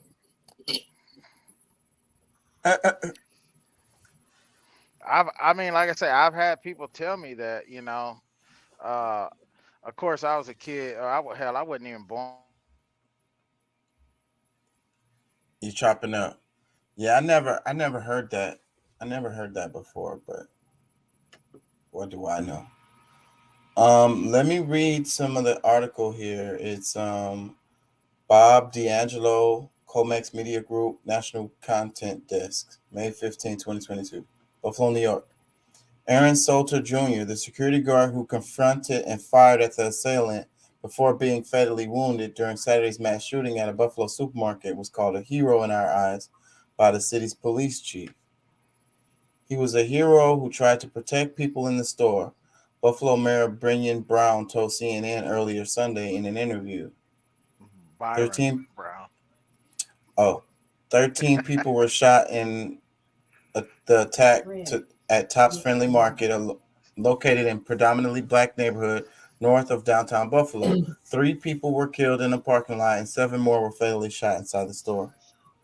So we know that story. It says, RIP retired Buffalo PD officer Aaron Salter, who lost his life while heroically saving others today during a deadly mass shooting at Tops on Jefferson Avenue in Buffalo. May all of his victims and their loved ones be held in comfort and strength. I swear it feels like a skit or a movie. Just the idea of it, like, right, make him a hero and everything. And then it's like in the movie, right, like when somebody saves the world or something, like it'll just be like a little clip in the bottom of the newspaper or something, the people that know and they read it and they're like, wow, that shit is amazing. But everybody else is like, not even aware of what the hell is going on. Like this one right here, like, let's say the conspiracy is true. And then it's like, oh, he was a hero or whatever. And then that's what he really remembered as. But like, wait a minute. So he was working on a water powered car, What about that part? Yeah, and here's how they get away with it, right? Because eventually, they'll speak on, oh, that's just a conspiracy, and like that's not true, but in all actuality, dude, I mean, I like I say, I stand on what I believe it to be true, be possible. You know what I'm saying? I wouldn't put nothing past the powers that be. You know what I'm saying? And it's true about the first degree murder, because they would have said 3 counts or 11 counts. Let me read this part right here. It says Salter, 55, who was a lieutenant with the Buffalo Police Department for more than 3 decades, engaged what's his name of Conklin, New York, inside the supermarket Saturday afternoon. However, excuse me, Grindon was wearing body armor and was not harmed by the shot. The guy returned fire, killing Salter. Of the 13 victims, 11 were black and 2 were white, Buffalo Police Commissioner Joseph Gramaglia said. Gendron was charged with first-degree murder and pleaded not guilty on Saturday night. Salter was described as a beloved security guard by officials. So it says the guy was charged with first-degree murder.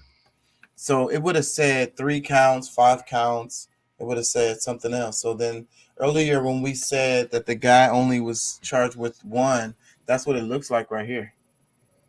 Yeah. So damn, who is the person he's charged with murder with? Is Is this the security guard? This is gonna be like, you know what this is gonna be like? This is gonna be like the what's the name trial, the OJ Simpson trial, because it has everything.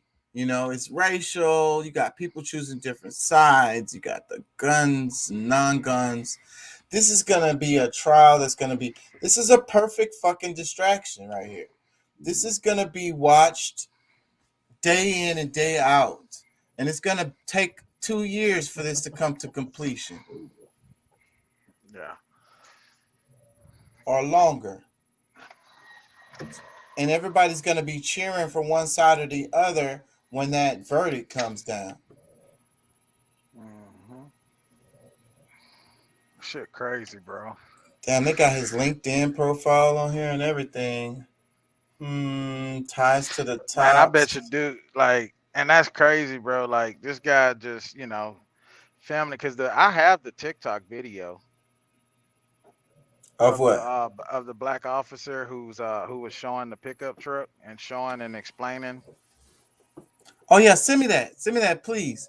Can you send it through my Instagram DMs? Okay, I'm gonna see. It may be too long. You know, sometime Instagram, if your video, the video is like 7 minutes long. It won't allow me to send it through Instagram. Well, can you send it through Facebook Messenger? Yeah, let me see. I'm going to read a little bit. This guy was, let me read. It says, career police officer Aaron Salter Jr. joined the Buffalo Police Department out of high school. His work as a police officer first came to light in the 1992 article in the news. Salter and his partner put out a kitchen fire and caught the arsonist as he attempted to escape. Wait a minute. In the interview we just played, he said he went to college, and he went to the police department after he went to college. It says in 1996, maybe I misunderstood it or something. In 1996, Salter faced a life-threatening incident when he and his partner responded to a burglary in progress, the newspaper reported. The two officers were confronted by a 25-year-old man who approached them from behind, pointed a loaded 12-gauge shotgun at them. My first reaction was to duck, Salter told the news. I don't enjoy looking down the barrel of a shotgun, and if it hadn't been for my partner shooting first, it would have been a golden opportunity to shoot us. Our partner probably saved us. Man, I can't imagine staring down a fucking shotgun. I've never been there and don't want to be there. Okay, yeah, I logged out of the chat real quick to try to send it, but it's telling me that it's too large to even send it through Facebook Messenger. So I don't know. Maybe I could send it to you. Would it be hard if I sent it through text message? Yeah, because I can't. You can send the link to it, and I could just open it. Yeah, and he can just. Yeah, you can send the link because the link itself to it, you don't have to send the whole video. Okay, let me go back here. Yeah, try that because on my phone I can't send that to my computer. I don't know how to. It's from TikTok, so hopefully it'll. Yeah, my computer might open up TikTok. I don't have that on my phone, so that's another reason why that would be a problem. It says Salter's partner shot at the assailant but missed. The man eventually surrendered to a SWAT team, the newspaper reported. After Salter's death on Saturday, even said the Buffalo Police Department has reached out to his family to offer their condolences. Okay, I don't know why they even said that. Okay, here's the cool part. It says an inventor. After retiring from the force, Salter worked on building vehicles that run on green energy and ran a company called AWS Hydrogen Technologies. I'm always working on my vehicles and or my project of running engines on water for the last 4 years or so, Salter wrote in his LinkedIn profile. I would like to realize my dream of getting cars to run off of water using my newly discovered energy source someday. Maybe he shouldn't have put that on LinkedIn. In 2015, Salter gave viewers a tour of his Ford F-150 pickup, which he said could be started with gasoline and then switched over to run on water. The guy used to laugh at me, Salter said in a 2015 online interview, as he described his work with solar items he once installed at his home. So, maybe this guy's an example of how not to go at this. And maybe if you're doing something like this, maybe get it all the way going before before you start Hey, did you putting it get it? out there. Because for one, you can have people stealing your shit or whatever, or maybe somebody will come in and buy it or copy it and produce it before you. Like, that's just not the way you go at something like this, I would say. You know what I mean? I mean, it sucks that we live in an environment like that, but a potentially, revolutionary freaking invention needs to be kept pretty damn secret until you got to the point where you can like produce it in a way that can't nobody compete with you on it. No. Hey, did you get it, Chucker? Where did you send it? I sent it through Instagram. I'm trying to see if you got it. Because Okay, what let I me go. did is I went to my TikTok page and shared it like a story, but I sent it as a direct DM to you. Okay, let me see. Because I have it from a text message, and when I'm trying to share the link with you, it's just only allowing me to do it through text message and not send the link through Messenger. Disappearing message. Use the Instagram app to see this type of message. It's Saturday at 7:20 a.m. I don't even think that's the one that you sent me. No, I It just sent it says, to you. yeah, it says disappearing message. That's the only one I got. You sent that through the DMs, right? Let me refresh this screen.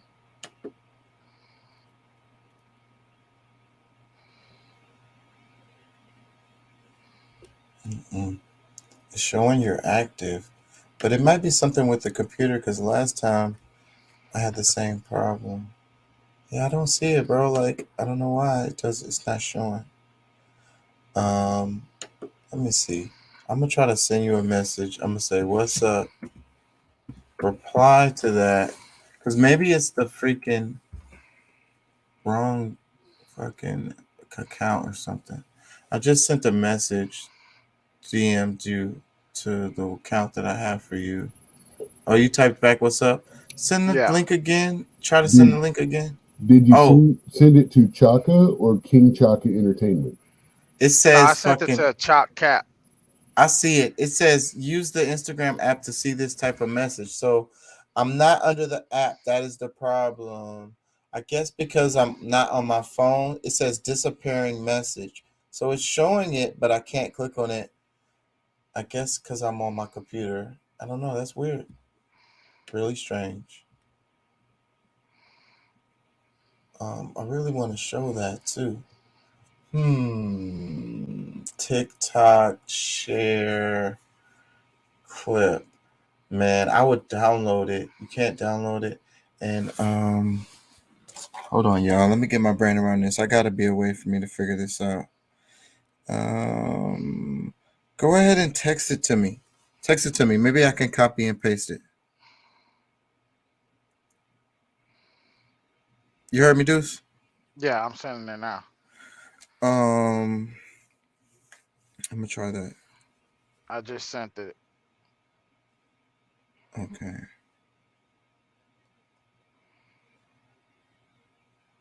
All right, let me see. Okay. Do you want me to open the app? Let me go back. I should be able to copy this. Copy it. And where do I want to send it? Maybe I can put the link on the page. We're gonna figure this out right now, bro. Let me see. Enter studio. I might get an echo right here. Y'all bear with me because I'm doing some weird stuff here.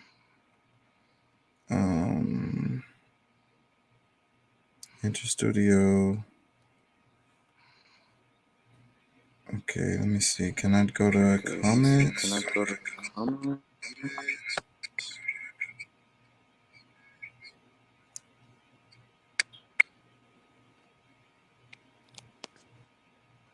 Okay, comments. Oh, I don't have a button for comments. Y'all bear with me. I'm gonna fucking figure this shit the fuck out. I don't want to know about that. I want to just make a comment. Well, let me do it. That's so fucking stupid. The limitations. It's kind of freezing up too. Platform requests. I ain't never even seen that. Chat platform support. What the fuck? Oh, it's freezing up. Fuck. There's gotta be a way. All right. How about that's not working? So let's go to Facebook. What's up? I didn't get nothing right now, but I had got something a minute ago. Let me send it to myself. Can I send it to myself through messages? No. How about I send it to Doc through messages, and then it'll be on the screen. Let me see. I think that'll work, because I think on this screen I can see what I sent. I think I can see what I sent on Facebook. Oh man, this is what sucks about doing a live show. Now my freaking Facebook screen is fucking freezing up. Okay. I'll play a video or something while I get this together.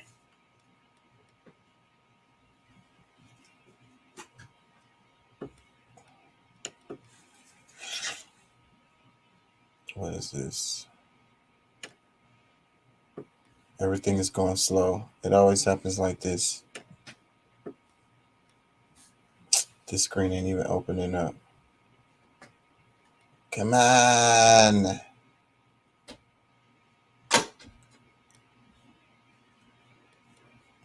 Damn, is this the video already played? Okay, I bounced that back to you, so maybe it'll work for you, because it seems to work when it comes from me. Yeah, everything is just going slow. My screens are freezing up, so everything is freezing up. I had to shut down the Facebook feed because Facebook was lagging. That's what was when I shut that down is when I stopped lagging out. Yeah, Facebook is always the culprit, bro. Okay, I'm gonna close Facebook and open it. I think we got it, but it's just my computer is going crazy now. Facebook Okay, because I was gonna say I just shared it onto Facebook. Yeah. What was the comment? He said they didn't give Reagan Alzheimer's, but his son and analysis says he was showing signs about 5 years into his term. Okay, let me reopen up Facebook. Yeah, it's always Facebook. Facebook is like a bug. Y'all remember back in the day where it was like that streaming service where you could download music for free, but that shit was like a fucking virus? And there was also a fucking software. Hold on. There was a software safety security program that was also a bug. I don't want to say none of the names because I could be wrong and I don't want to get in trouble and all that shit. But those that know what I'm talking about know what I'm talking about. But there was it was a security software. It was a software that was supposed to protect your computer, and it was a fucking virus. Okay, sounds a lot like ADP. Not that I'm an expert on the matter, but I remember way back in the day when McAfee was first coming out, part of the installation added something that was similar to a virus. It wasn't an actual virus. It just keyed it as one. So no matter if you had a brand new computer or not, you download McAfee, it would immediately find a virus and go, "Hey, we've removed this. Subscribe now. Pay extra. Aren't you glad you got McAfee because you had a virus?" And it's like there wasn't nothing on my computer. How the fuck? It's a brand new computer. There's nothing here. Haven't even searched the internet yet. First pop-up that pops up and shit. Bullshit. No, yeah, I did a brand new computer, Windows install on the hard drive. The first thing I put on was McAfee, and it found a virus in a brand new Windows boot on a brand new hard drive on a first boot up of a computer. Yeah, I think it takes a while to learn this, but one thing about the internet is don't click pop-ups, right? And I've been around for a while when the internet pretty much was first coming out, and remember back when, like, it really literally everything was trouble. All the pop-ups, everything that popped up was something that was trying to, Okay. Another thing people don't realize, when you get the pop-up or you get that thing, you fill out the form, but then you close it saying, nah, I'm not going to do it. Doesn't matter. They already got it when you filled it out. And those fake ass programs where they make you keep filling out your information over and over, and it's like a loop. They're just getting your information. A lot of times those be like, they look just like the official websites or whatever it is you're trying to do, because people are really good at building websites that look just like the ones that you're used to seeing, but something will be different on the screen. Something will be in the wrong spot. And that's what they do. And then you go through that site and you are just plugging in all your information. Basically, they're just taking your information and it just keeps taking you in a loop over and over and over and over again. So like another thing, like when you type in your search for something, usually you don't want to click on whatever pops up first, because those ones on the top, a lot of times those top searches are the ones that are predatory. So scroll a bit more. That's another internet etiquette right there. I think a lot of people don't understand this stuff, and then you literally have to be on the internet for a while, because they're gonna get you with all of this stuff until you realize what the fuck is actually happening. And you know what I realize now with the social medias, how they're one of the ways they're preying on everybody, how they say boost your post and all of this shit. Like, they don't give a damn about none of that shit. They just collecting money from your dumb ass. You know what I'm saying? Sure, this post is doing well. Why don't you post it? We'll give you $5 to go towards your post, boosting your post. Just give us some more money. How about join a couple of Black issues and Black community groups, and then post your thing there, not post an ad there, but actually make a post there with a link. Hey, I'm going live podcast now in the group instead of just on the open page. I already did that. Let me play this video. To run on water. The security guard, who was unalived in Buffalo, invented a machine that allows cars to run on water.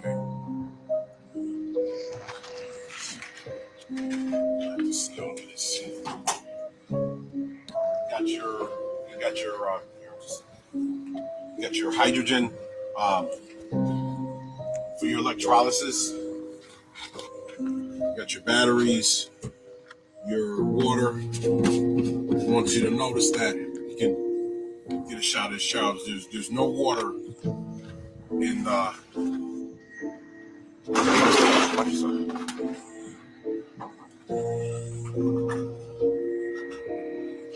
Okay, tank is empty. All right, put this back on. We're gonna need water in a minute. This is an agitator. So we're gonna do 4 experiments today for the patent examiners. The first one, you do need electrolysis. But what my system has done is this the reason for the Buffalo Massacre? The residue that's produced by the electrolysis. So we're gonna actually start this vehicle without any electrolysis. The second one, we're going to fill the water tank with water. And again, we're going to be able to start it without electrolysis and run this engine. How long, we'll find out. Then we're going to turn the hydrogen generator on, and we're going to let that produce some gas, and then we're going to see how long the engine runs with the hydrogen only. And then the fourth one, we're going to use the combination of the hydrogen generator, the agitator, and we're going to see how long it runs together. Okay? So, first thing we're going to do, we're going to start the engine up on gas first. And I'm going to initiate the agitator, and then we're going to go to the front, and we're going to switch the gas, hydrogen gas on, and the regular fuel off. Okay? I'm going to pause for a second. Go ahead.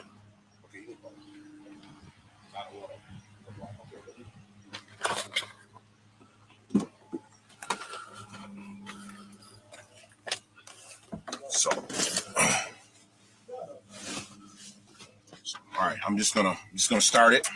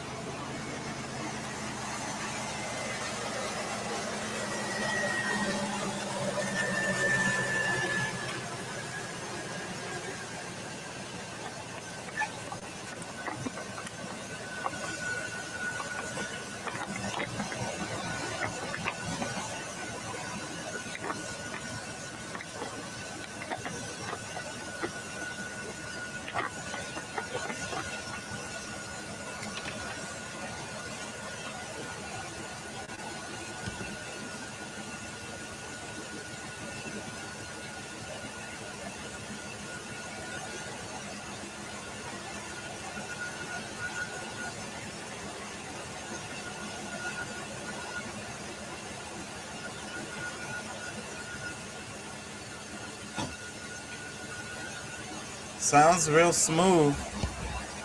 Sounds real smooth. Okay. Now I'm gonna turn on the hydrogen. Oh. And then I'm gonna turn off the gas. Okay. You probably need the gas to start it. And the hydrogen just keeps it going. Position. And it's running on no electrolysis. So it's running on the hydrogen. It's running on the hydrogen right now. It's running on the hydrogen right now. Shut the gas. The gas is in the shut off position right there. Gas in the shut off position. Nobody got to watch. We get time this. Okay. So we're just gonna see how long it. Again, there's no electrolysis. Okay, now it's not running off of gas fumes? No, there's no gas fumes. There's no gas fumes. Okay, so I started the I mean, it's been running for a little bit, but I started the timer right now. Okay.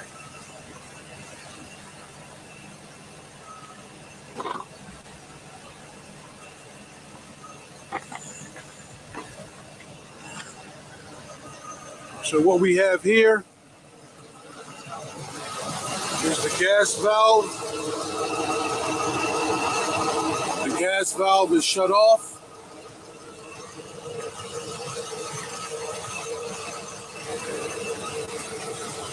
And that's the gas valve in the rear. It's in the off position. And the vehicle is running on pure hydrogen. That's the extra alternator. Fuel air intake. And this is the valve for the hydrogen to engage. We're going to go around to the back of the vehicle and get some information from Mr. Salter.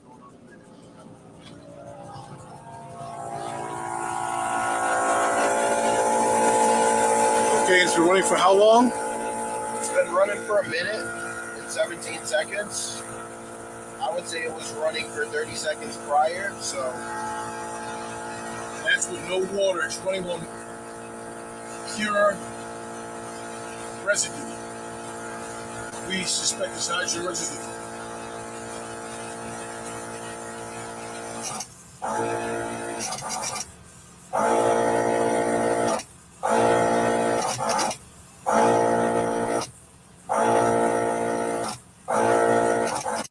The security guard who was unalived in Buffalo. The security guard who was unalived in Buffalo. Okay, so that ending part must have been when the engine shut off.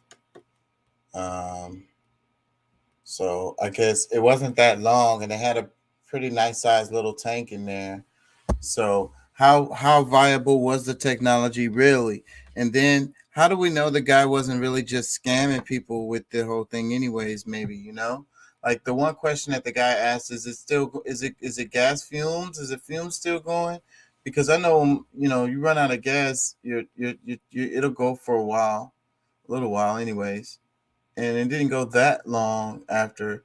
So, but I'm not saying that the guy was not being honest at all. I'm just speculating here. I'm just saying that, you know, how valuable was the technology? Was it really worth, you know, all this elaborate as fucking conspiracy of murdering the guy? You know what I mean? Just for the sake of argument. What do y'all think about that? I want to read some comments too.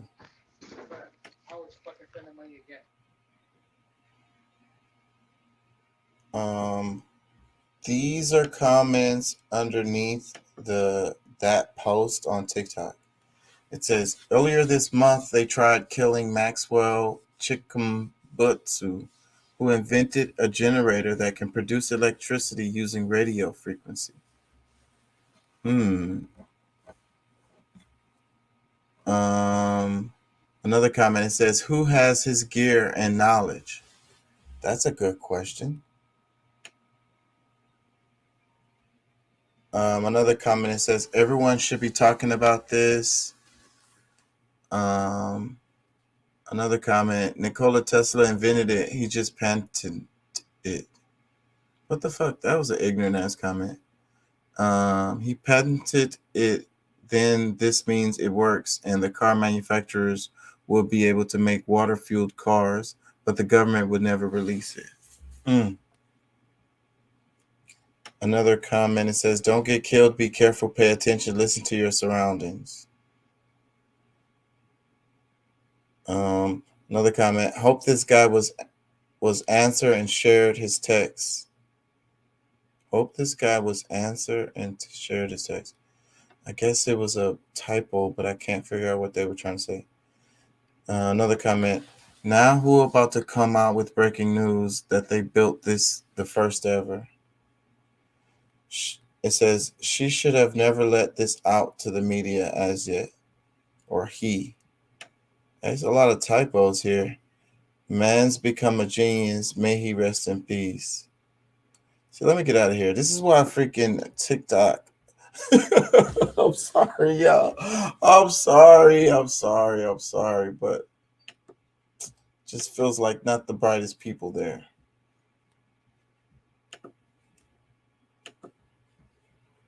Maybe that's another thing with this. You know, how much freaking credence does this really have? And I've been skeptical already from the beginning of this one. And maybe this one is another distraction from what's actually going on, you know, just making this extravagant, complex conspiracy theory to just, you know, red meat for the internet for people to consume and sensationalize over for a couple of weeks until this whole thing blows over. Because we were talking about earlier in the video about political will. And it's true, you know, that the political will has already been there related to this particular topic. But whenever you have events like this, there's a little bit more. There's a bit more political will. And a lot of times, good legislations end up coming down after events like this. Now, I have to say, a lot of times really horrible legislation comes down after events like this. So, it goes both ways. And I think that's where a lot of people be talking about Congress and they're like, Congress can't really do nothing. And a lot of people are like, well, that's good because they just be messing shit up anyways. Go ahead. What you gonna say? Well, see, we have a basic disconnect when it comes to, what is necessary and what is not, what is good and what is too far. I mean, good for one, good for many, right versus control. I mean, drive up and snatch you off the street or let you say with your piece. I mean, I just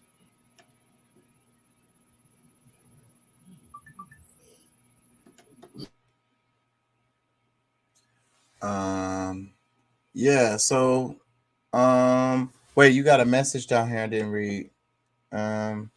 Oh my, I was messaged by the Beto campaign to join their protest at the Republican gathering coming up in Houston. That's interesting, Doc. That means you're on their algorithm. I'm a little distracted by that right now. That's why I lost my train of thought. That's funny. How did you fall in their algorithm, Doc? I don't know, because I actually posted that I don't want to have anything to do with it, because after his little showdown with the governor, he showed that his political agenda is more important than the suffering of the families. He's proven that control of the public, violation of the Second Amendment, is more important than the rise of the mental health issue problem. And ultimately, that this whole thing, it's not a gun control problem. It's a broken human being problem. And he's trying to use that as a springboard for his political campaign. Doesn't matter how much you hate Abbott. I despise this kind of politician. Yeah, and he disgusts me. Yeah. I kind of liked Beto a bit more when I didn't know that much about him, but I think it's like that with a lot of the politicians. The more you learn about them, the less I might agree with everything he believes in, but what he did, going up, yelling at Abbott, saying whatever, it doesn't matter what he said, while he's trying to give a message. And I agree with you, Doc. You're breaking up. But I agree with you, Doc. Them calling him a jackass, and I don't agree with Abbott or his lieutenant or any of them very often, but them calling Beto a jackass, I think that was pretty fair.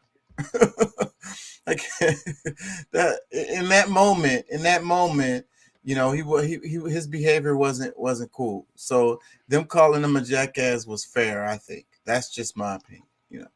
And I can agree with Beto on what he was saying about the gun rights and still feel like he's a jackass for, doing it the way that he was doing it, because it's really about his political career. Because they was talking about in the clip with the guy from the left that I played from Canada, and he was talking about Ted Cruz, but pretty much everything you said about Ted Cruz could be said about Beto. And especially with that specific event that Beto did, when he crashed Abbott's press conference, that was a lot like the way the Rational National was talking about Ted Cruz is the same things, you could say about Beto. So that's what I be saying all the time about us getting caught up on one side or the other. That's where we get lost. And if we're super sympathetic to one side and extra critical of the other, then they got us. So, nihilism is not good either. Cynicalism is not good either, where you just be like, okay, I just don't trust either one of them. So, but that's not good either, We need to find a balance, because there's truth coming out of both sides. So that's what we need to be looking for. You know what I mean? and be critical of both sides, but also be sympathetic to both sides and try to hear them out. And that's it, no matter where you fall on it. So that way you're going to be finding more closer to the truth than fucking, stuck on your dogma, because they just feed us our narrative that we want to hear. And we're all stuck in our bubble. The algorithm just feeds us what we want to hear. And we don't ever get the full perspective of any story. The media is fucking wartime propaganda, basically straight up lying to you. The media is all the lies and propaganda are all in. It's not just, when we say media, it's not just the news. That's where a lot of people get confused. It's the movies, it's the music, it's television shows, it's the newspapers, it's the magazines, it's the art, bruh. It's the history, it's what you're taught in school, it's everything. Anyways, I'm tired and I gotta work all day tomorrow. So I'm gonna wrap it. I feel you, bro. You got any final thoughts on the topic? Man, I felt good about today's show. I think we did a good job of covering this stuff today. Yeah, man, it was an awesome show. Man, I don't even know really what to say. I don't know, man. I'm still trying to gather all my thoughts, and what happened the other day, man, on Tuesday is I think it hits home for a lot of people. It's a sad deal. It's very sad, man. It's because it's like up in the ante. It's what more you can be afraid of. Threat level red. We was talking about terrorism in the other one, about how the lady was in the grocery store and she's like, what would I do if somebody came in here shooting everybody? And that's what terrorism does. Even the rational minded person, it creeps in there and makes you afraid, sometimes irrationally afraid. And so like the ante of the grandmas at the grocery store is one thing. Then you take it up another notch, and it's freaking 10-year-olds in the elementary school, like back to back. Yeah.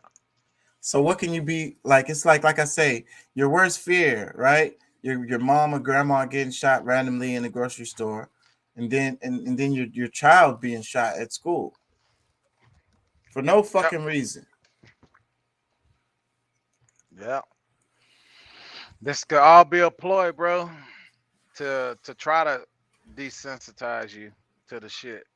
Well, this is the conspiracy theory part that I would kind of subscribe to, because I want the audience to know that I'd be presenting information. I'm trying to do journalism here, and I do give my point of view on things. And another thing I want people to understand is, like, whatever somebody else is saying, what Pat is saying, like maybe I don't agree with everything.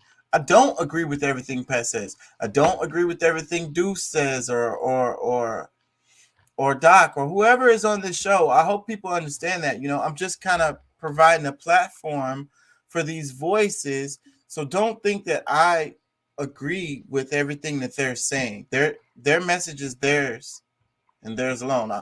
I'm just providing a platform. So the stuff that I say out of my mouth, most of the time I try to keep it journalism, but when it's my opinion, I'm sure you guys understand when I'm giving my opinion and I'm just stating how I feel about things. And like today, us covering the conspiracy theory of the guy with the water engine and possibly being a hit, and I'm just exploring the idea of it. I'm not saying that I subscribe to that way of thinking.